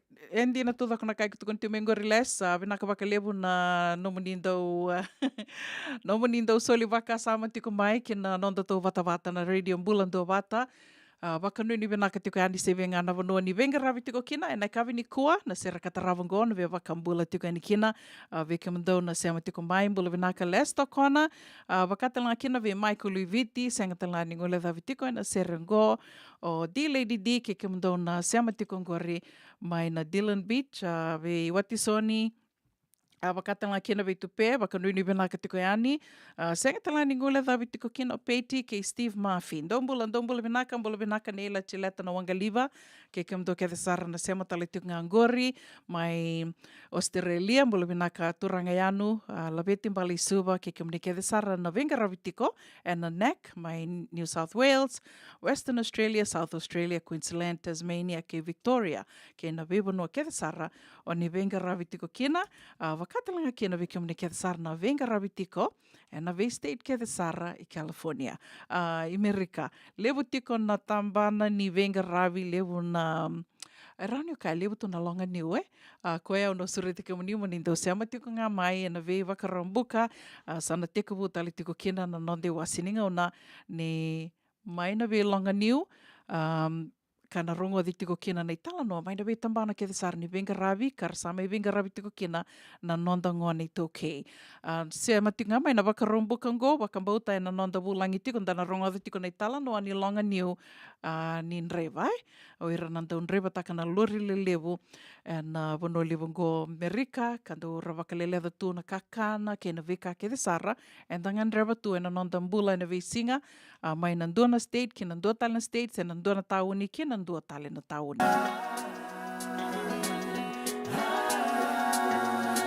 Sai ko alenga sengati ko ni madala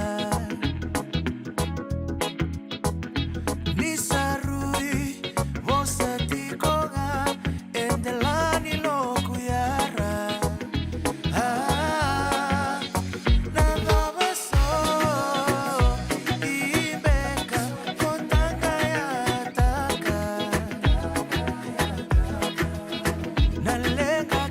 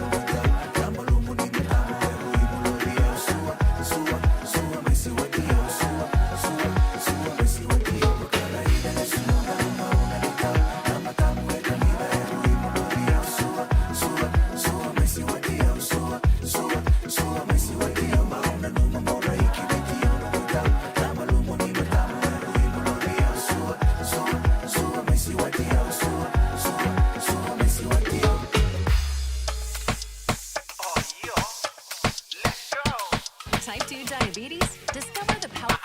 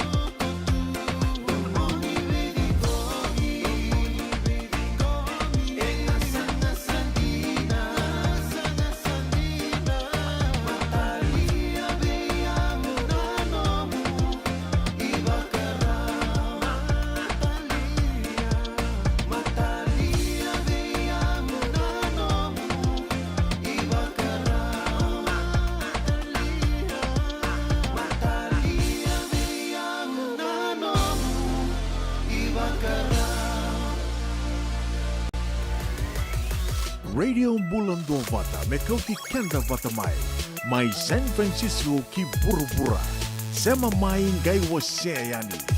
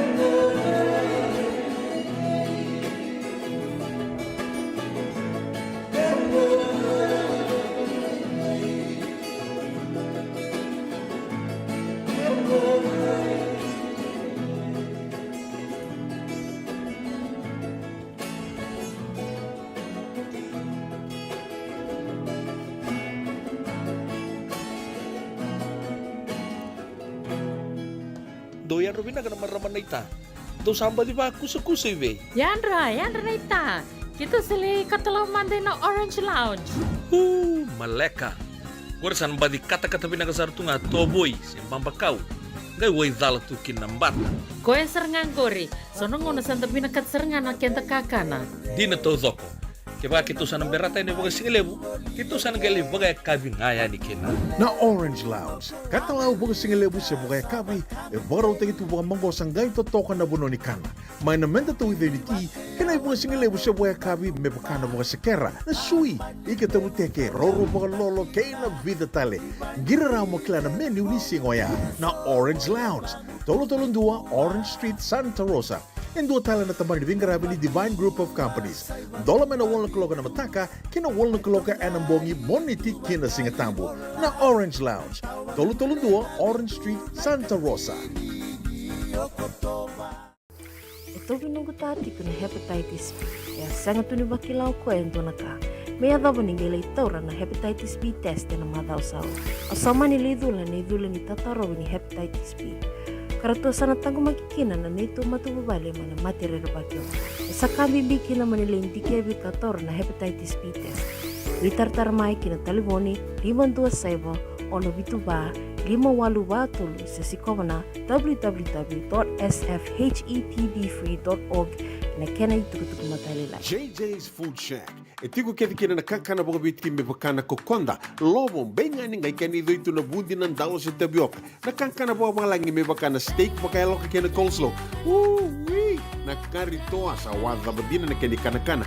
Kaya itigo talangana nono to specials and lomo ni madawa. Dau tamba na Facebook. Na doi ni tiwa ya na bani manray pai kena bungatale. Go na JJ's Food Shack. View Valley mo Billie Jean Street, Santa Rosa, California. Karo talagang rito dili mo yang may Santa Rosa, may yato sarani kinavato. Giritirito sana kina Vitu Saiba Vitu Tolo Vio Tolo Dundu Limono. JJ's Food Shack, Santa Rosa, California. Dendran beka nang wala ni kibalilo tero buko ni oso pakadada ka. Sendrakan kita beka na tos nimbula. Kuha ni lenga sinuing gawa-gawa. Nana mai kina programo warotaki. Mai vera tau na New Methodist Christian Fellowship USA. Nongu chisu, nongu banua. Rungo vina bima manione na kabini bugu lulu bei kemundo e California. Bima mani dua na singilewu ni lotu lewu bei kemundo e viti. And a radio bulando vata San Francisco. Me kauti kanda vata mai. Erto sangga yadamay na Skytrade International. Etamos sarang may langana si wati may barabi ka kau manengangi kinando mo matibale. Yung goro na nulo to bingarabi na Skytrade International may Kemandawa, California. Kinabay State Taliso. Na Chesapeake, $5,000. Bulapek, $100. Semangiti pek, $500. Dinya sarang na bika o vinakasa. Dalo na ika na matene na roro na bisiketa na suta kenagi.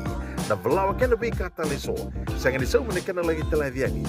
Winter saranggo kina namba di telefone na diwan do ono ruwa walu diwa bitu saiba diwa walu waya na diwan do ono ruwa walu diwa bitu saiba diwa walu member leta na namu moda era to sangay yadomai na Skytrade International.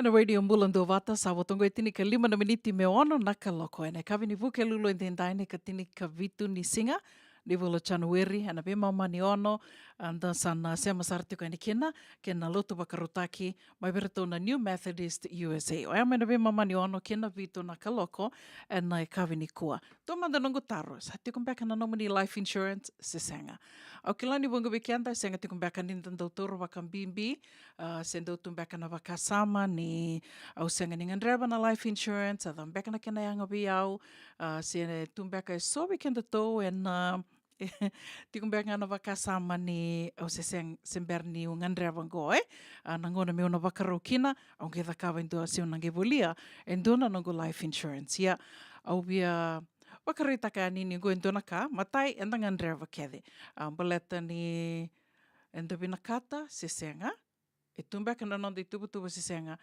au ke la ni ena bunia lomo ke la tiko ni nandona singa na kadivina nandambulai koya ondo beba kongeti kina ni ngona mendua kina na nomu life insurance na noa kiro la koya kiro libi siko nandona marama sa e vitu sanga bulu bakadada tiko en baki vitu sanga bulu bakadada tiko na maramango sa dhura tiko bal nimbula o tianga alomani koe wakaleo baleta ni nanona na kanga ndona kai loma lenga takatu wakaleo koe me so mi vinaka tiko ka koe wakadawe toso vinaka tiko ngā se toso vinaka tiko ngā na nongo policy au wakandi taka ni koe io se toso vinaka tiko na nominee policy ngona manda ngango kuni loma lenga taka na nominee policy baleta ni ukile koe o sa tuna bua ke wakai ndona lenga o roni bebu ke kini ona ngona manda ngango kere kuni loma lenga taka sa ndona kabi naka manda ngā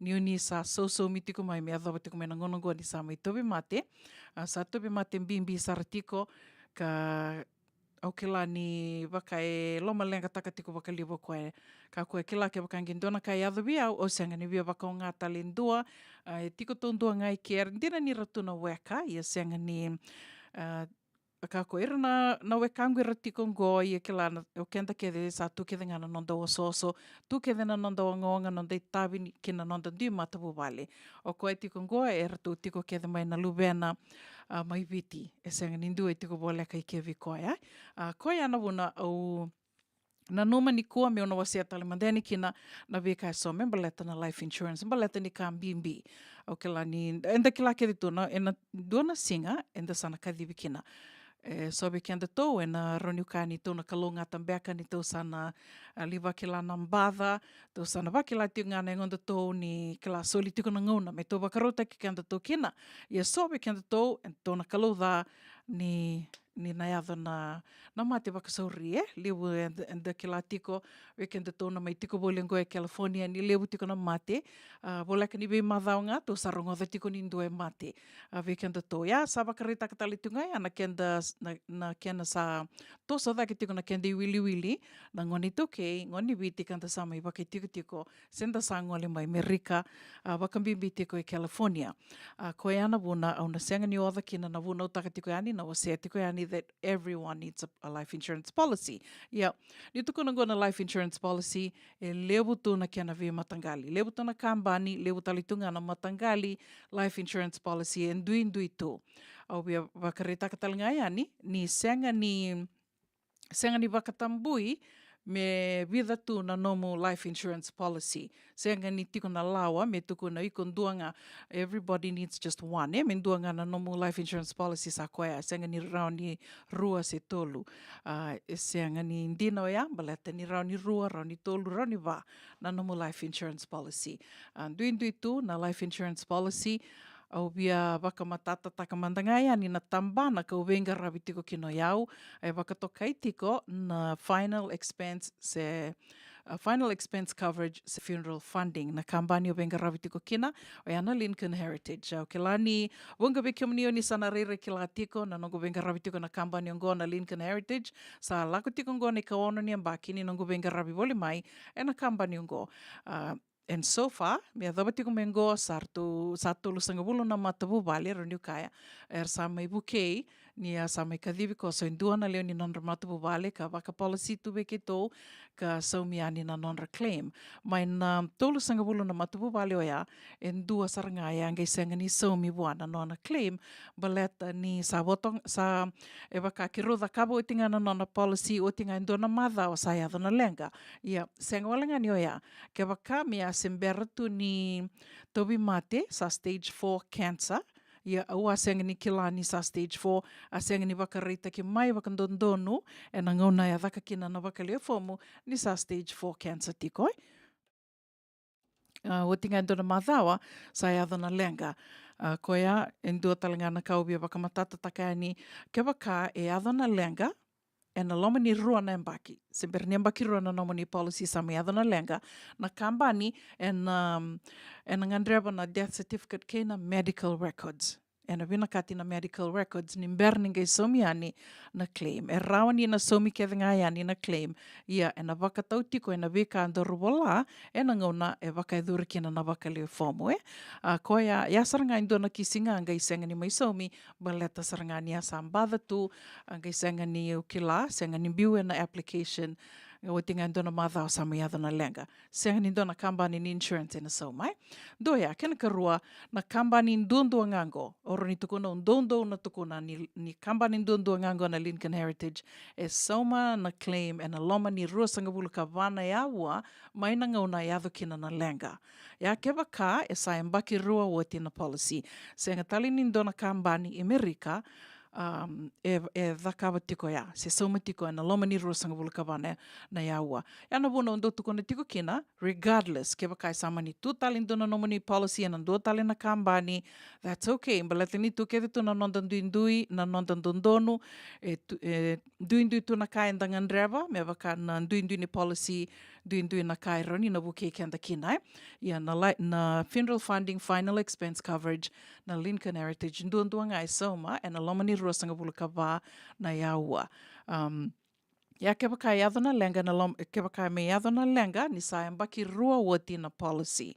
Ya keba ka manda ndurudha kabanga ni kona nomani policy, senga nindo na mbadha tu, kem ni sa atori bua ni kau tiko, ni solia mai veau na yadha ni bua ni kau kedeo ni sa ngunuva tiko, ndur sa kila tiko, ndur kila rurua, ni o kem ni sa lorei tiko bakabuni wai, senga nindo na mate bimbi, e lorei vi kem ni, sa lorei tiko bakabuni wai, and you're on some medication. Dor sa vola kedeo ya, o tinga indo na vula, se o tisaramanga indo na madhawa, sa yadho na lenga, keba kai toto bata na kau ni solia mai, dor vola, toto bata na kai tiko, keba kai arto ni na li vanganga na kambani, na vangarana no muni medical records, ngai toto bata kede sartunga na kai to vola, e na somi nga mai na nomani coverage.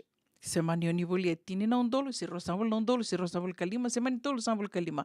Na undolo e na saumi kede nga mai, ke wakai e vindo nui kede tiko na veka andor vola, ke na veka tiko vertoi valnimbula, ya ke waka e adho na lenga e na loma ni rua na embaki, sember ni embaki rua na nomani policy.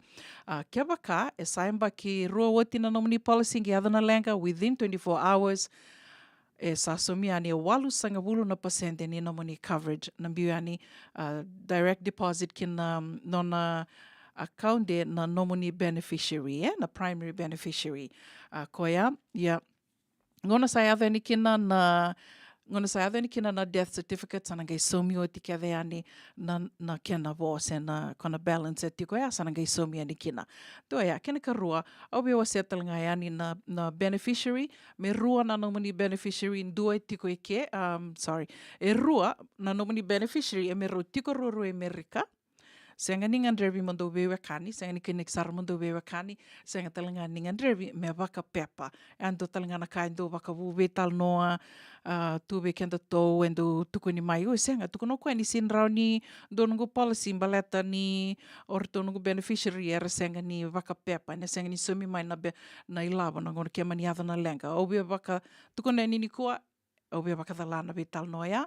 Regardless, tiku na pepa se senga, rua no mani beneficiary, senga ningan drevi me roba ka pepa, senga ningan drevi mando vewa kani, as long as e tiko na no mando i sema ni vewa kani, rau ni ondo ve tokani nga, no mui tokani nga, rau ni no mani mbosa ni dhaka, se o tala mandanga, e rau ni mbiuta me no mani beneficiary. Men dua tiko na primary beneficiary, koe ako na matai, ko ngai e na mbiu e ni buana i lava na ngona sa adha kina na lenga, ngai tiko na contingent o koe waka me standby tunga waka wawa ke waka e mani adha na lenga sa lenga o koe na primary beneficiary ndoro ngai ngule vava me ndoro veso taka ngai mani adha na lenga vekio mani ya nga na ngauna na ngai waka mbau kina o koe kanda rumbiuta me contingent beneficiary. Kosarangaya ndua tale ke waka e sa tiko na mbadha ka mando sa matini suka, tiko na matini suka, even if you're on insulin, sa insulin tu mandanga se sa tiko na cancer e se raunga nindua na nomani life insurance policy, funeral funding, final expense coverage, and a Lincoln Heritage. E se raunga. Do talingo na veibula kede dina o ke lani sa tiko tali so e rabolita ki life insurance tali tiunga kenda to, which is a good thing. Aundo nungu waka sama tungo, ya waka me nungu competition, Ian do tuku ni tu, competition is good. Ebe naka ni tiko indua me raunin dana kila, veisisivi taka tiko na kavinaka. Seanga ni veisisivi na kada, veisisivi taka tiko na kavinaka. Koia, e rauni kona sana rongoda, veke mdo kila ni soer sara mai denguna nonra policy veke tau, sara tuke tale nandua tale na policy, baleta ni reidoira, e sau leilai koia, sau lebu veke tau, watia, gai lebu dake nei labo, e ala taki veira e na policy kandua, veke tau, na kena lebu ndua ngai tolu sanga vulu kalima na undolu na dola. Iyo, dina ya. Iyo ngo ndona kai senga beka ni na matata tiko ki na vunga weekenda, se kewa kamanda ngai senga ni matata tiko, au nui taka nungu waka madala ni ngo, ni na matata wiki muni.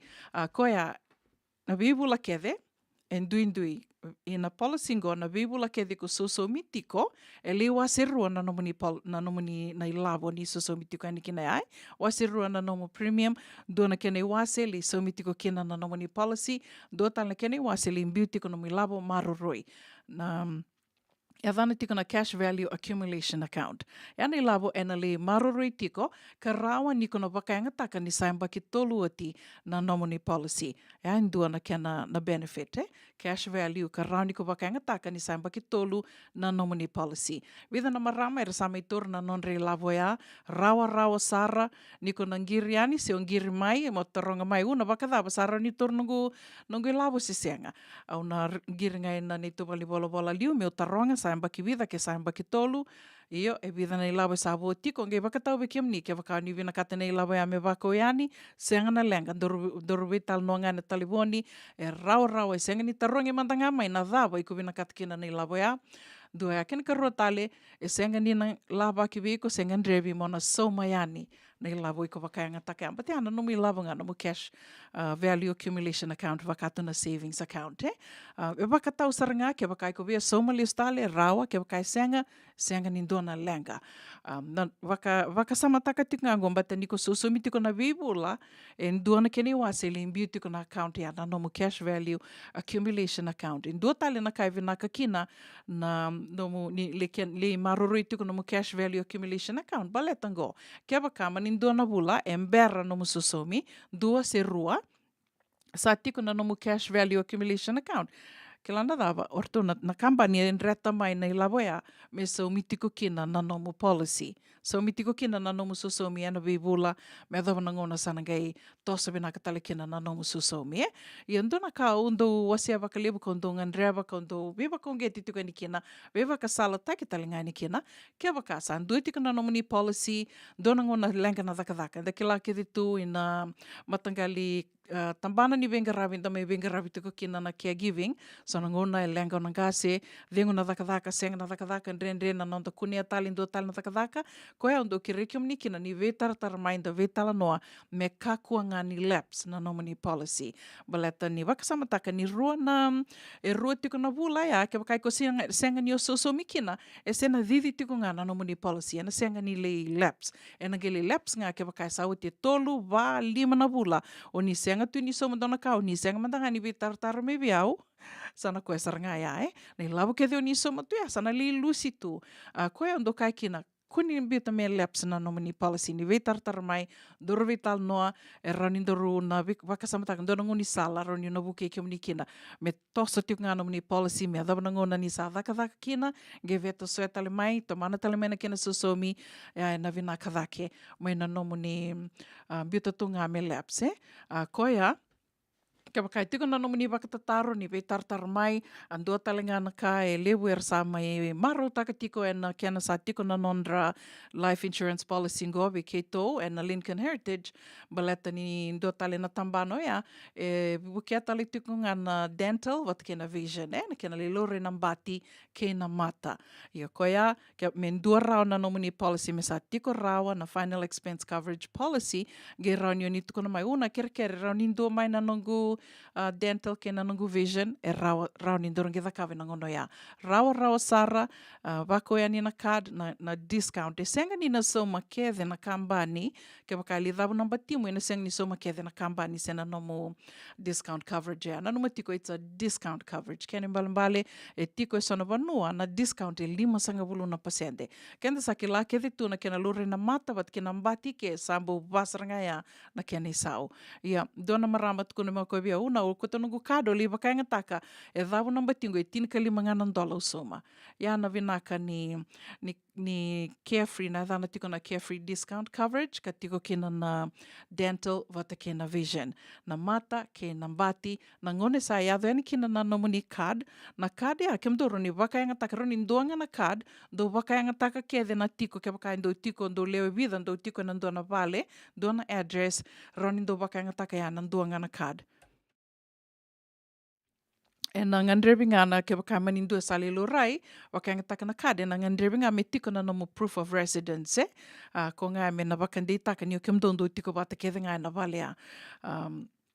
Ngai nangone sa dhani kina na card e tiko na namba e na ndaku ni kado ya moningirita moni taronga moningi tuko na ngango na nungu zip code na providers dhava go e na mata ke na mbati iwe na vanui ke o rauni lelo reki na karani na vakayanga taka kina na nungu card o ker dona taro ni ngiri mai se ni text mai rau dake biau monindo text mai baleta ni roni do rubi tal no tiko do rubi text taki tiko e tiko na boli tuku ni kai do rubi tal no taka tangu makikino ke muni tangu makitali tunga kino yau baleta na sona ngona roni na vida latina vital no ke bakamendoru vital no na taliboni do tani beka na kandro vital no taka ngoni nda oso stu o te andrungu le dava ni ndorua vital no taka na kauia there's no way ke bakandoro senga ni text taki tiko me vi bola itiko e senga ni dona vakandina dina ni ve kandoro vital no taka roni kondino iko se roni undino yawe vaya ko ya na vuna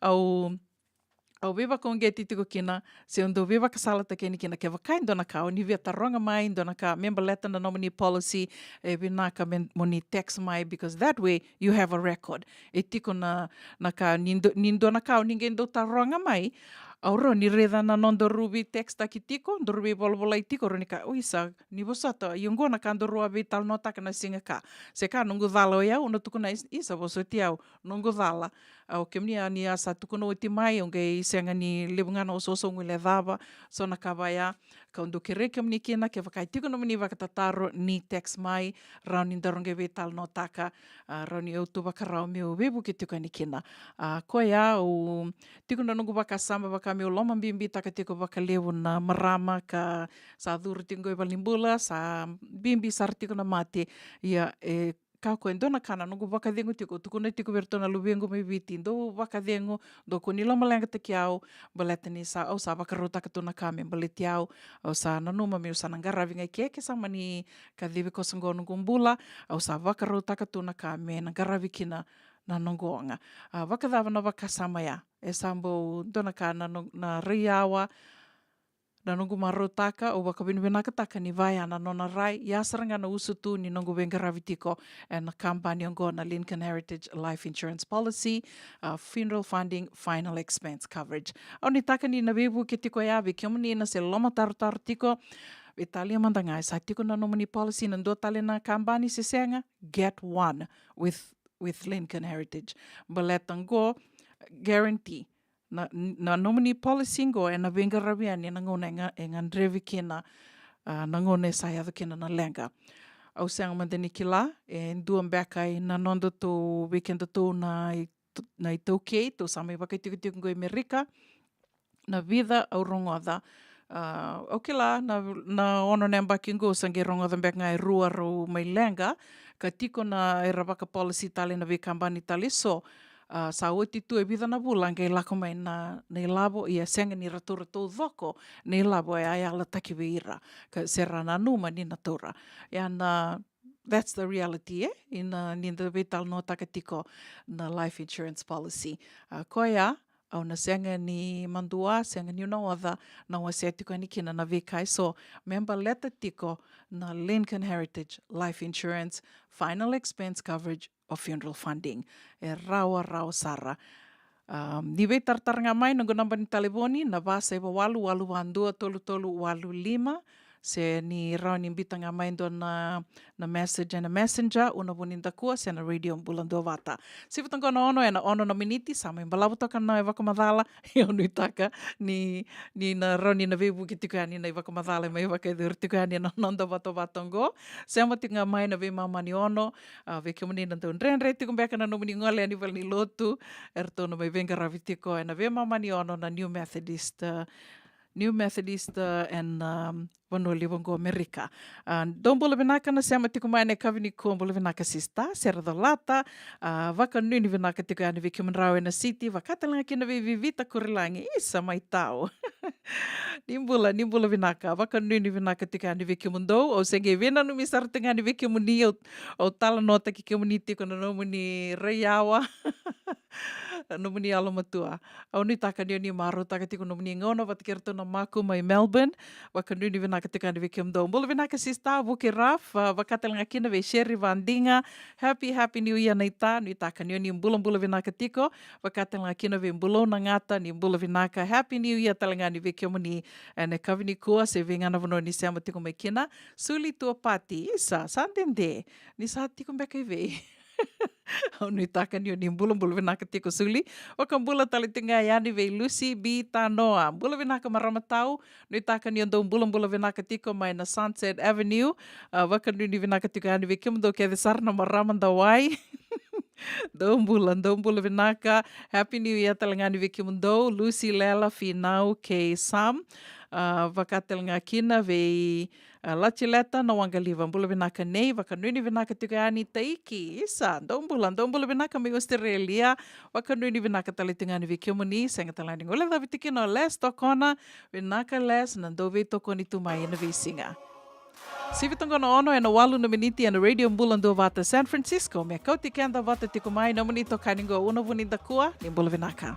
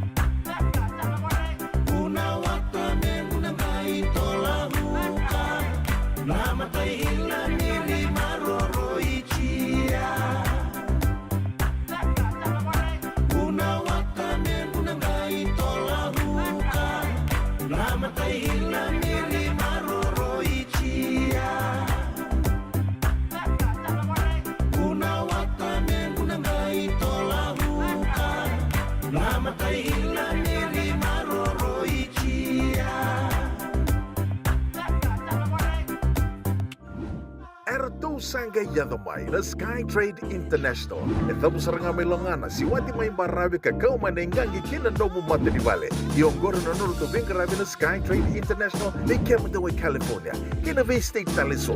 Na chase pack $5,000. Pulo pack $100 sa mangiti pack $500. Dingi sarang na bika o vinakasa ng dalo na ika na matyan na roro na bisiketa na suto kinagi na valawa kina bika taliso. Sanga ni sa umani ka na lagi taladiani. Winter tarasarago kinanaba di telefone na diwan doono, ruwa walu diwa bitu sa iba diwa walu. Waya na diwan doono, ruwa walu diwa bitu sa iba diwa walu. Member leta na namumoda. Era to sangay yadomay na Sky Trade International. dendran beka na ngwala ni kibalilo tena buku ni oso pakadadaka. Sen drakin-drakitan beka na itos-tos nimbula, kuwa nilenga sinui gawa-gawa. Nana mai kina programa warotaki, mai vera tau na New Methodist Christian Fellowship USA, nongu chisu, nongu banua. Rwode na bima manione na kabini buku lulu bei Kemando California, bima mani dua na singilewu ni lotu lewu bei Kemando biti, and a radio bulando wata San Francisco, me kauti kanda wata mai. JJ's Food Shack. E tiku kena na kankana boka biti me bakana kokonda. Lobo benga ni ngai kani itu na bundi nan dalo sa tapioca. Na kankana boka malangi me bakana steak baka eloka kena coleslaw. Wee! Na karitoa sa wadha badina na kani kanakana. Kaya tiku talanga na nono specials and loma ni madawa. Dau tamba na Facebook. Na doi ni tiwa ya na bani manray pai kaya na bungatale. Gore na JJ's Food Shack. Viu wali mo Billy Jean Street, Santa Rosa, California. Karo talagang rato dili mo yang may Santa Rosa, may ato sarani kinavato. Giritirto sana kinavitu sa mabitu tolo dio tolo dundo limono. JJ's Food Shack, Santa Rosa, California. Damu kalawa kay Mrs. Titilia Naitini. Daw di kinanabi ulutanga bimbi. Kanda unrende ni kanabi talonota ki se usay ena matanalevu. Ulutanga ni toso kiliu. May iba yung giti kan daw velabeti. Romodan ni 7 na 2 na tinaminiti eviti na may Singatu City, 7 na 5 na tinaminiti na may Singamuniti Emerke. Nadamu ikalawa kay Mrs. Titilia Naitini. Romodan dundunga and a radio bulanduma to San Francisco may kauti kanda batamay. Sengan din na ni Kara rawan na daka-daka waka kekiba. Ia endo na kainda wipu ke kawaka mamanta taka tu na bengarabi. O ya ke tu na kenda tu kakana. Leika na dalo na bisikete na reo bata na sunbells e tinimbulu Macau. O kenda tu na senga tiku nindraiva se senga ni waka motoka kandau dren-dren na tu beto seki. Erto satu wakarao na Divine Pacific Food Mart mai Sacramento merto taladeani na nung ni boli-boli. Rawa-rawa sara. Witar-tar ngayani na taliboni diwan 21 toluwa diwa ono saibarua. Merto wakarotaka katalada may nanong ni boli-boli na kinangona totolo tuwa. Divine Pacific Food Mart, Viturua Diwawalu Franklin Boulevard, Sacramento, California. Namba di telefoni Diwan 21 toluwa diwa ono saibarua. Erto ngarapatalangan ni kanali wakasuburian ni nanomu yaya. May nanondo to stoa kinanomu mati ni katumba.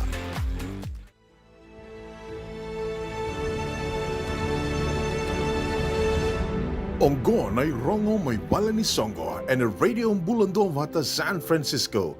May kauti kanda vata mai. Pidanga nei tukutuku e adhara o tiku mai, na nondi wasininga o na ni rongo mai bala ni Songo mai toka rua te kitali tiku e ani e nei kawini kua. Ngo memba leta tiku ngana wuli, and kena tiku vuta ki tiku ngana wuli ni HCA Caregivers. HCA Caregivers Module 1, Vikenda Tui, California. And wakaidhuritiko na wakarawai sarangango, matay tiko ni wasi-wasi ni wuli, wakaidhuritiko na wakarawai sarangango ni karua sanga wulu ni singa ni wulu January, kana wakaidhuritiko mai Santa Rosa. And kana gai wakaidhuritiko na kena i karua ni wasi-wasi, and Module 2, Practical Caregiver, and mother o katumai wakarawai na karua sanga wulu kavitu ni singa. Ni bulongo e na wakaidhurital tunga na mai Santa Rosa e na mother o katumai koia Module 1 ke na Module 2 madhango ke na mother o katumai ninge veitartarani ke Nick Leonilangi e na Facebook Messenger e na keni tukutuku matela lai ke wakao ni via lakayani mo ni laki wuli ka binaka ngo porokaramu binaka ka roniu ki tobe wakongeti tiko e ani ke wakai sembera ni tiko be kiomani na ken setivikiti ni betartara ni kenik Leonilangi ke wakai rendre ni betartara mai aunque se mati kiomani ani venik na buku ni wulika sena HCA Caregivers Module 1 ke na Module 2. O tuitinga ni tukutuku e adharatiku mai na nondi wasi-wasi ni ngauna ni rongo mai wal ni Songo. E na kabibina ka ni wuki lulu indindai, memba leta tiku ngana nonda tau soli, nonda tau mbose, matai tali tiku ngani nonda tau sota na Songo ni wuli oti e na LDS Church College mai Tamabua ka tau wakai tiku-tiko i California. Songa ni Bulioti, ni LDS Church College mai Tamabua, be kenda tonu baka tiko i California, na kene mataini non datou Mbose, non datou Soli, non datou Sota, e na baka e dhuritiko, e na baka raumbuka mai angoa ni karusanga bulka ono ni singa, ni wula January, e na baka e dhuritiko, e na non rau tiko na saumbuli na iau. O ia mai na vitu, Diwa Dua Vitu, 43rd Avenue, 7917 43rd Avenue, Sacramento. Te kabutiko na vitu na kaloka ne kavi, na te kabu e na baka kavi o te asange baka i dhuri na Mbose. Kene tukutuku mataila lai, rao ni uninge vitartarani ki serambal nang sau, seu selina sambuli na iau. Kere moninge vei tukutuku ni takatok ngai ani na non tutui tukutuku ni Mbose. Se mani songa dhabanga ando lewena tiko, go endo na ngoni sala rao nina vei toko ni tiko ani kena na radio mbula ando vata. Se mani venga na se burabura, e tiko kena na nomdo i songo, nomdo sasanga, membala te tiko na mbaki ungo rono ndolu rosanga vulkava, rao nia ni vako mai, na i tukutuku me mai kathe waki tiko ani na nondo te wase ni ngauna, ni rongo mai bali songo. Ana vea kabini moni te kena waka rombuka, wako tanga mai na radio mbula ndua vata na messenger, se rao nia ni mbita talanga mai viau, una buninda kua, se ve talei, mata kimbau me na mai kathe waki wale tiko ani, na nondo tau vata na radio mbula ndua vata.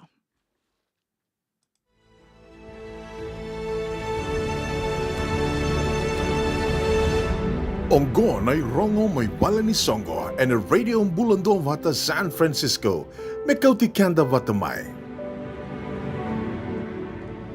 Sa mai sivitonga na ono e na rua sangabulu ka vitu na miniti. O te otitiko ni nonda serni vena numi na sera katarabango o te ngā ianda sana sema saratiko yani ki na nonde wasini nga ona waka rotaki e na vea kabini woke lulu. Nongo chisu, nongo wanua mea waka ratondo waka rotaka tiko ka venga rabitali tu ngā kena na i songa loto na New Methodist USA.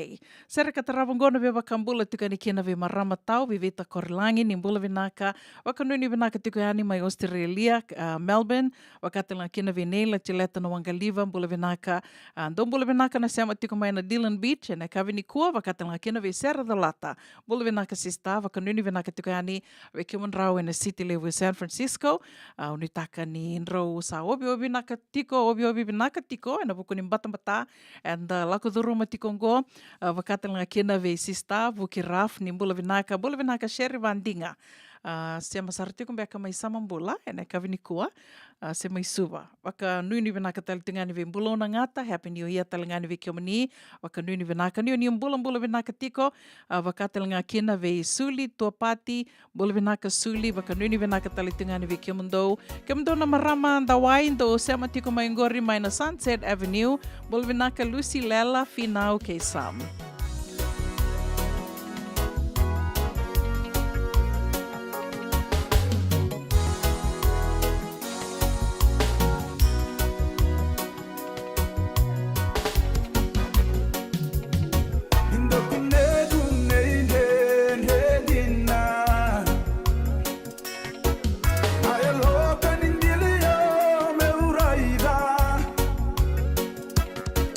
Sama kana mumbula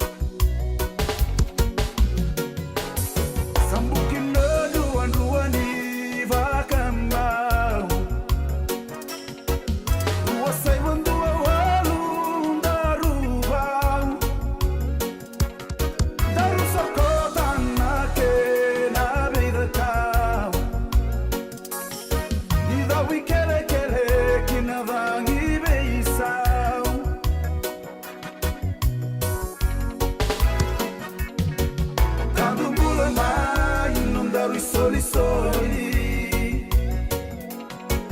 Keilani Veronica, Salu Salu,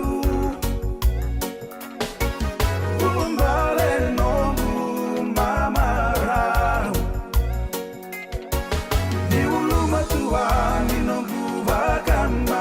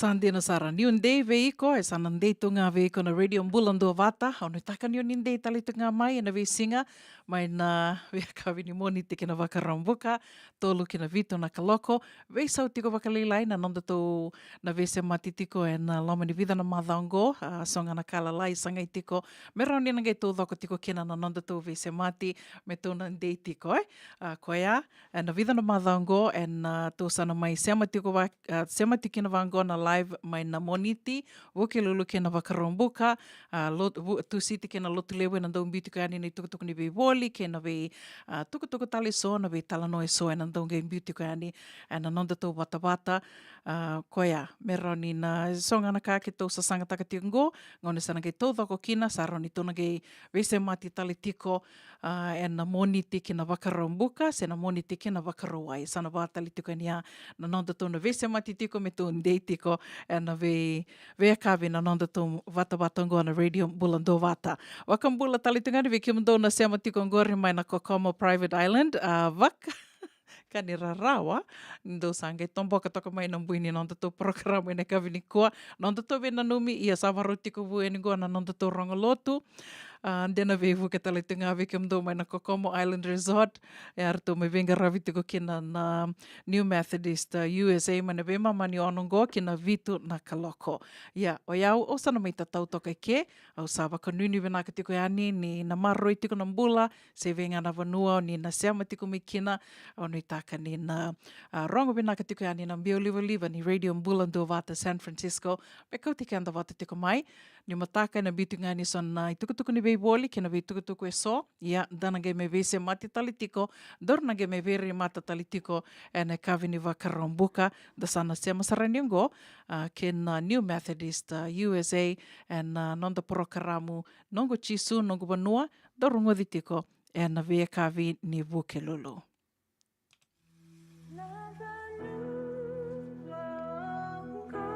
Nongu chisu, nongu vanua. Warutaka na New Methodist Christian Fellowship USA and a radio Bulandong Vata San Francisco may County Kenda Vatamai.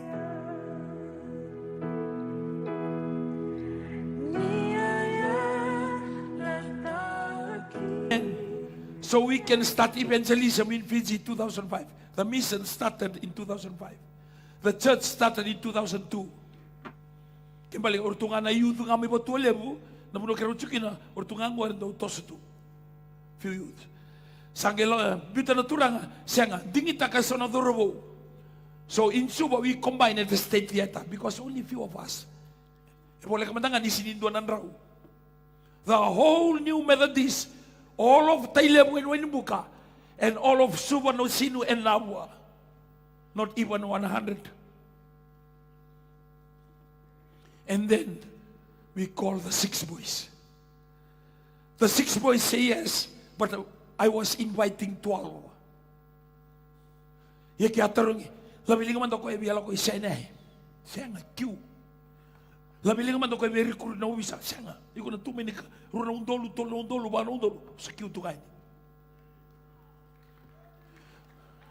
Yeso biya kaulotu. Senga. Rotsi kitunga action song. Rotsi kitunga me kitule youth tunga. Amen. Know today that working as a pastor is also a full-time job. But remember, it's not going to be easy. It's not easy. Because you work in the world, you receive salary, fortnight or monthly. Amen. Kero taka tukuna kuna nilokay nambagi, ndabi tukina undol every fortnight. When we resign, lokay nambagi, 0 tunga. But the God that helped us when we were working, double His provision when we decide. Not automatically, it takes time. It takes time. When God sees that you are faithful with the little things, and then He starts to release bigger things. Amen? So as we come to the end of water baptism, teaching this morning, remember tomorrow, we'll have a water baptism that will go down to USP Maritime. It's not forced on you. We are not telling you that it's a must, but we are encouraging you for open heaven, Holy Spirit led, and understanding anything that God wants to speak to you. Porque sa sumanda wana kalo. Au na sureti kenda mendam bombo todoko. Bombo todoko. Bombo todoko. For those on the seaside, bombo tiko, mi kunin duereda itu enduatale. If you decide that in your heart now that you will go for water baptism tomorrow, put up your hand and put it down again. Kuni beriaki na wale bumit sumtale. A lot of you on the land side, continue to close your eyes. If you're deciding today that tomorrow you'll go for water baptism, raise your hand and put it down again. Put it down again. Thank you. It's more than 100 people, according to what I can see, that are willing to do water baptism tomorrow. Heavenly Father, we thank you for this morning. It's something that you place in our heart as we departed Lot 3 Sekolah Road to come here to teach this very important lesson to our young people. And we thank you, Father God, for the conviction. There are some people already baptized in immersing that they are also here. And there are some that they haven't done it and they are willing to do it tomorrow. We pray that the lesson today will be a guidance wherever they go, lamp to their feet and a light to their path. We thank you for the conviction. We thank you for the power of the Holy Spirit today. We thank you, Father God, for every individual that will decide to come to the USP Maritime for water baptism. We thank you, Father God, for the conviction and the maturity that they have. We give you the glory and the honor and the praises. In Jesus' wonderful name we pray. Somebody say amen. Somebody shout amen. Nanu mani mataka? Taka kina. Di paraw tagi ko tumay. Namusul ni bisaw. Nangono ko lipap tayo. Kaya kung sinilamit at talangan ng lingamu, kako binagkata mo ng gaila ko talangan ni mataka, it's open to everyone. Amen. Duri matakiyaw, dumandangan na short praise, ni pangaraw weekend na ikaroon ni session, and sigabi na ni kuha, maraw taga na kalo, puno nga akong duri tukina, seremay. We are live on my TV. And we take this time to welcome you viewers.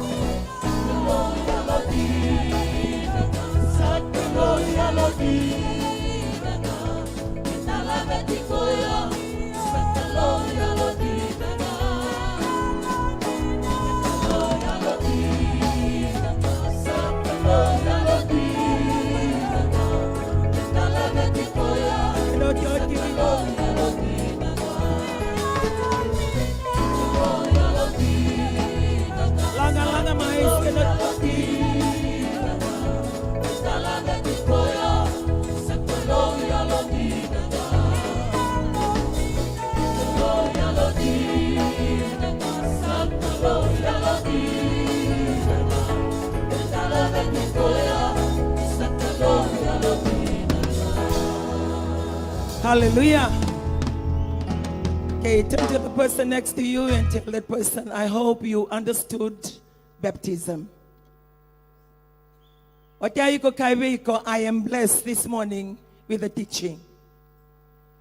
You can take your seat. Praise the Lord. We just want to welcome everybody this morning and also welcome our viewers wherever you're logging in from. And it has been a very powerful, exciting week for our thousands of youths all over Fiji, with a few coming in from abroad, and we have been thoroughly blessed. Well, this morning after that teaching on water baptism, it will be on tithe. Look to the person next to you and tell the person tithe. Tithe. Okay, can someone run to the stage and tell us what is tithe? Tithe. Or where does the word tithe comes from? The word tithe, where does it come from? Tithe comes from the 10% of your salary, which... Okay, the word tithe comes from the 1/10. Eh? 1/10. Okay, and tithe, what does it mean to you? Tithe tithe is 10% of everything that I have. 10% of everything that you have, okay. If you say 10% of everything you have, what are those things? Like for you? You are still schooling. Okay, so what is that tithe to you? Tithe is when I get my total salary for a week, and then I have to do the calculation and divide it into 10%, like 10 over 100 multiplied by the amount of the salary that you have. The total answer is your tithe. Thank you. Give a big hand clap to her. Praise the Lord. Okay, I will ask again for any student not working, not earning any money. Student, can you come on stage and answer what does tithe means to you? My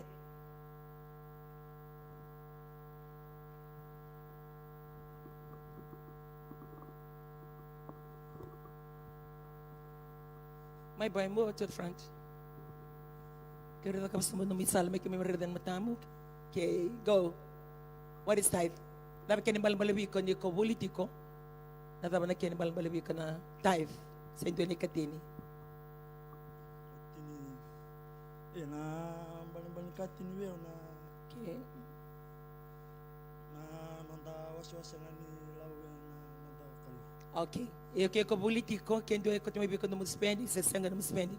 Nadabe ko rin da kaba may no mundo ni Katini wana tura. What can you do?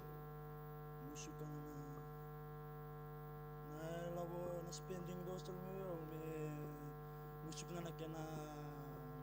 Dia Katini. Kana katin. Okay, you can get ko TV. Wenlut. Big hand clap to him. Okay, Vinaka. Today we are not only just going to cover tithe, we'll cover every element of your giving, of your offering. But tithe, thank you, the young girl who came and shared with us this morning on your salary, and also to those who do not get any salary but get your spending. I was the angel of angels. Young children, I'm going to tell you, everybody receive spending from parents. You receive any spending from parents to go to school, which means na tithe is in your ni labo walinga. Say nakang kodingom. Tithe na no mungona, na no muyao, no misulu, na kemu kakana. There's a lot of other things. Whenever you hear tithe, it's money. Tithe is everything. Amen. Praise the Lord. So today we will take you through the teaching on tithe and also on activators, no more offering, whatever that you put aside for God. And as God will take us through the notes and everything that He is going to be covering with us today, I will be giving you practical examples of practical teachings that has happened. And I will share with you how, if you look at New Methodist now, 21 years in existence, when you look back, it's nothing to do with everything that we have or people that come in to give. No. It's to do in believing in the teaching of God's word and teaching it to you, teaching it to the public, teaching it to everybody, like what Kaseve has just done this morning on the water baptism. And tithe for us, for me, I learned and I started tithing when I was only in year 9. Year 9. Year 9 until today, I'm still tithing. So if you are in school and primary school, no,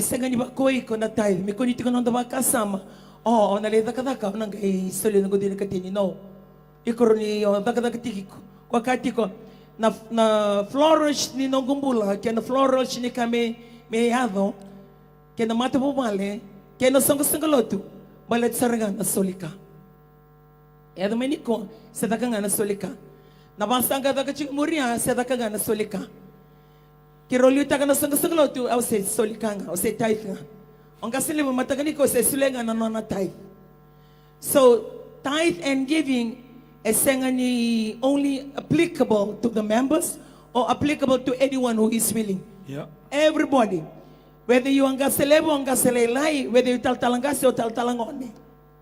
Whether you are working, earning salary, or you're still going to school. About the week, no choice.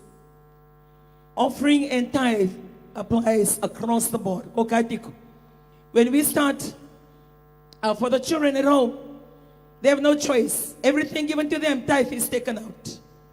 For the boys who are still schooling, my grandchildren, including Carlos at home, every spending given to them in that week, or we give it in a month, tithe is deducted.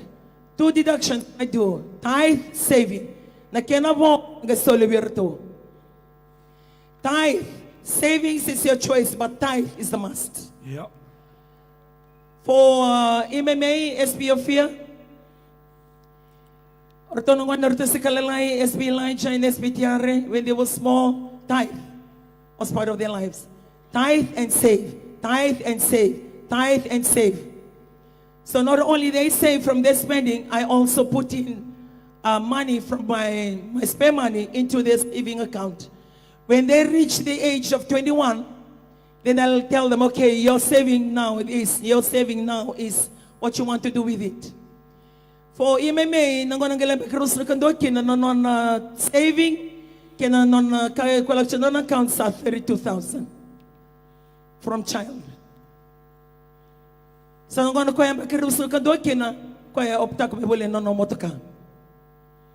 why I'm sharing this with you, your future, don't just pray and write your list. You need to look at what you can do.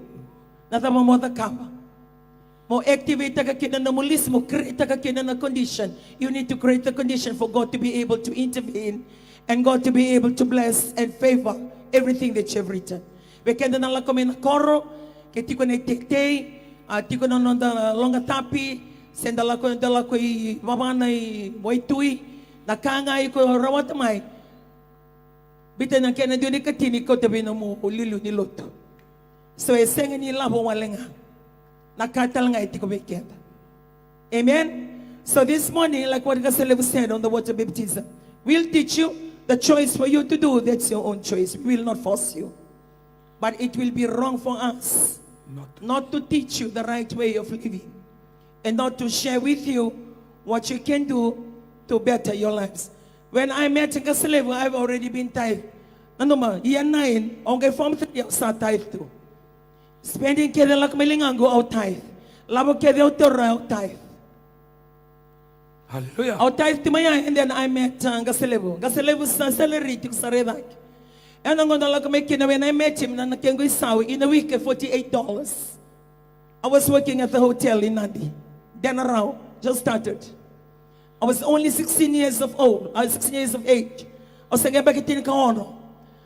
First term in Form 6, year 12. When I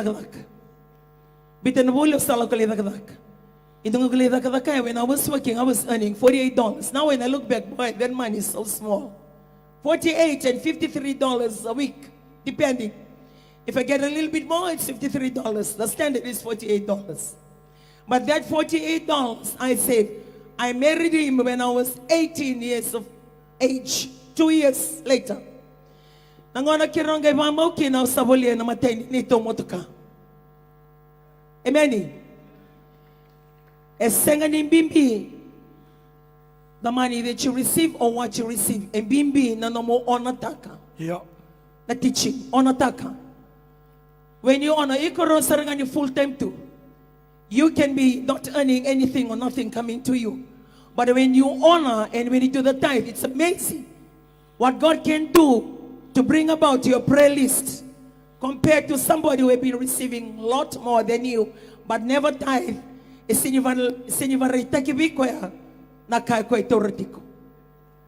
Amen. 18 years of age, I've just married him, or we just got married. I bought our first car, AU 152, Mazda 929. I can still remember that. That was our first car. From that first car, we bought another car. E1038 higher. By the time we moved to Silver, we have a taxi, AU158. We have a hired car, E1038. And I opened a shop in our house in Lot 27 TV Road in Kinoya. Na neto city grumanga o half-tak. To so kwaya wala lang taka kwengo store kwengo. Amen. When you tithe, God gives you the wisdom. When you give your 1/10, God gives you the wisdom on how to manage your 9/10. Amen. When you don't tithe, after 5 or 6 or 10 years of work, you've never achieved anything because there was no wisdom. And according to the teaching that Gasela we will throw onto the screen today, when you don't tithe, that devourer, andoni biba kadadanya la come kania na nomite. But nangoni ko tithe kina nakalaw kay komanta ka na devourer, andoni biba kadadanya mi kunitray ko kena nomite. Hallelujah. Amen. Praise the Lord. So I heard one of the team leader who came and testified one of the nights, really blessed with the testimony, I think from the white team. He mentioned, and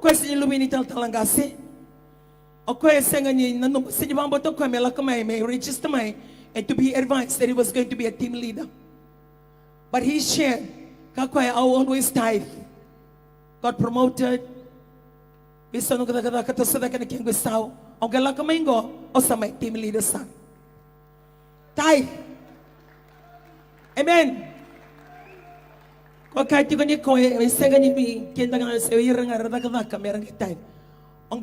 Doesn't receive any salary. He doesn't. But the tithe of tithe only goes to him from the church. But other than that, he's not on a salary. But every month, he gives a tithe of $1,000. Can I share that?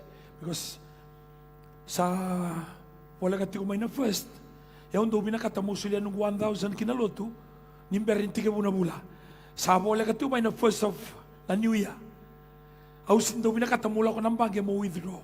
O binakatamo reda na linga ni kalo, ni wakalo na kauda kawatiko. Au mas sartu ngayon bara binay katol sa ngabul ni singa. O tinaman sumasula ko man doon na turanga, solia endo na wang ganibola. Within na singa sao, tilaw talma endo, solia tal doon na wang ganibola. Sala ko may na first, sa tuo tibiyaw. Bata ka nung, hey, ko sa solia nung tithe. Ako sa mula nung tithe, every month, 1,000. Nung tite virto na pro events, 400 every month. 400. Nung saving 500. Nung sa tithe kinabuha na kalong kay Seviyaw. 500. 1,000, 400, 500. Au titivir to na MPET, 250 every month. 250. Sara ni kalkulita ka. 1,000, 500, 400, 250. Au sa sinita katagati ko. Au sa bimbiyo na katagati na 2005. Au dami to na 5 sa kawulong dolong to na yung baki. Amen. Amen. Kung ito ko randini. Nung nagkaroon mo kawatiki na, ito yung anong bank account na $14. Kaya kachika kwa nambo nginyo buli tale na nanggo mama ngasile tale beko. Kaya baka unabuli mama, unabuli na mama nito. Kaya $2. O kaya tithe, $48 a week. E uda ka ito na tawa. Au vital no kira pailate. $1 lang ko nung kumbagi. Ngunit mo ka mau?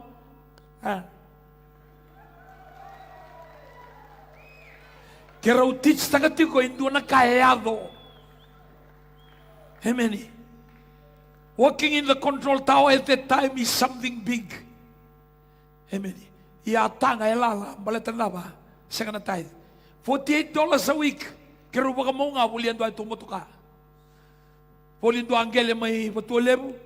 Kaya tarakin doon na bali, ni kuha. 1993, kaya sa tarbale. Aw sangga may kilati ko na tithe. So mandangan nga una umbuto ko to talino na tithe. Kero si tiyo nga natapatat ako na maka. Sa ngunyan ko na nga may nabarumbu kabaruay. Sa lalata nga. Aw na-check ta ka na beg nilo to. Aw kilana mo na daw tsukin to akong ganibola. Sa taramay. Lewa ko na may munaf. May kito to kilipat to lewo.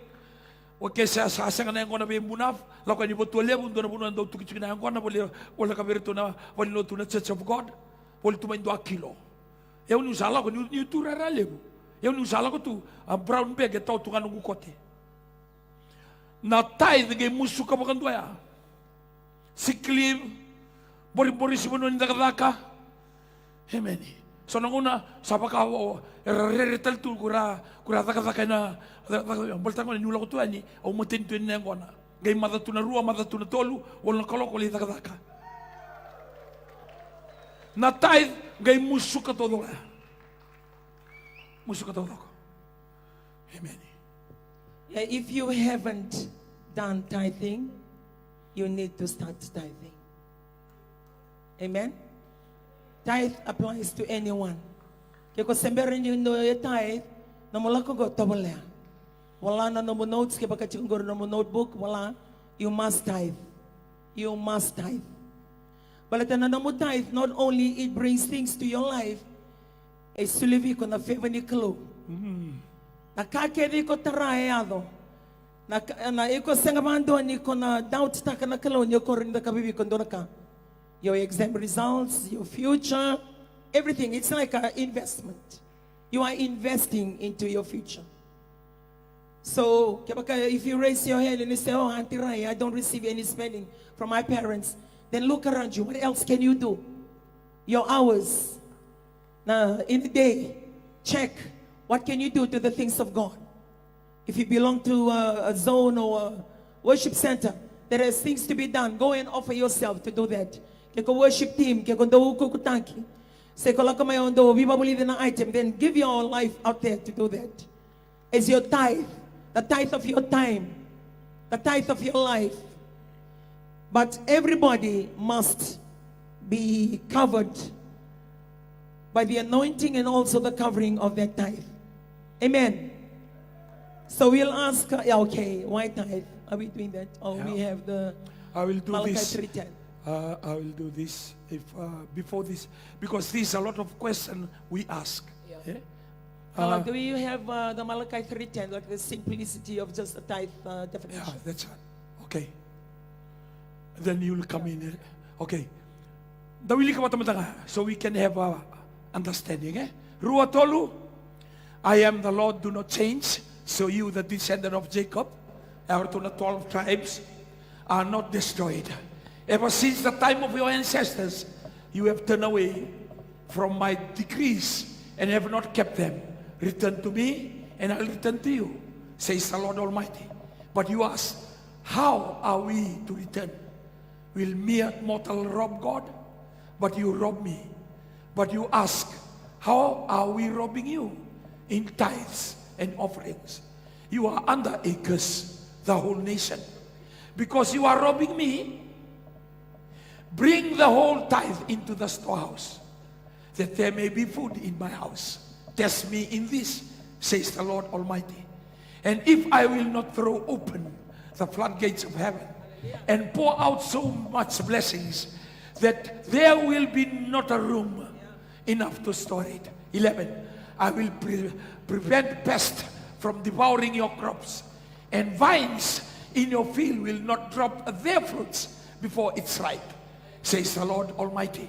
Then all the nation will call you blessed, for yours will be delightful land, says the Lord Almighty. I will share with you 10 things. Come, my 10 things. Tell about my 10 things. How many things? How many? How many? Number 1. When you give your tithe, it makes you go into a right direction. Listen, so I can easy for me to I, the Lord, do not change. So you, the descendant of Jacob, are not destroyed. Ever since your ancestors, na-listening ko na tayo, si Solisarmay, and natiko mo limay na likuto. Solisarmay ka, pos ito kinakalaw doon, negatin. Salang ko lang ko sa select. Sa solito nga pagkarayray. They give because they want people to know they're giving their tithe. But the Lord remind them, Ever since the time of your ancestors, you have turned away. Say with me, turn away. Say with me, turn away. Tell me if I'm turning to Randini. Am I turning to Randini? Yes? What about this? What about this? What about this? What about this? What about this? The Lord said, you have turned away from me. When you give your tithe, you start to turn to God. You are not perfect. I'm not perfect. But giving our tithe, at least we have one direction to God. Auna ba kusuku sitaka, mida kapataka na chiningo Kani karua, kabi kani voltambu, verse 7. Ever since the time of your ancestors, you have turned away from my decree and have not kept.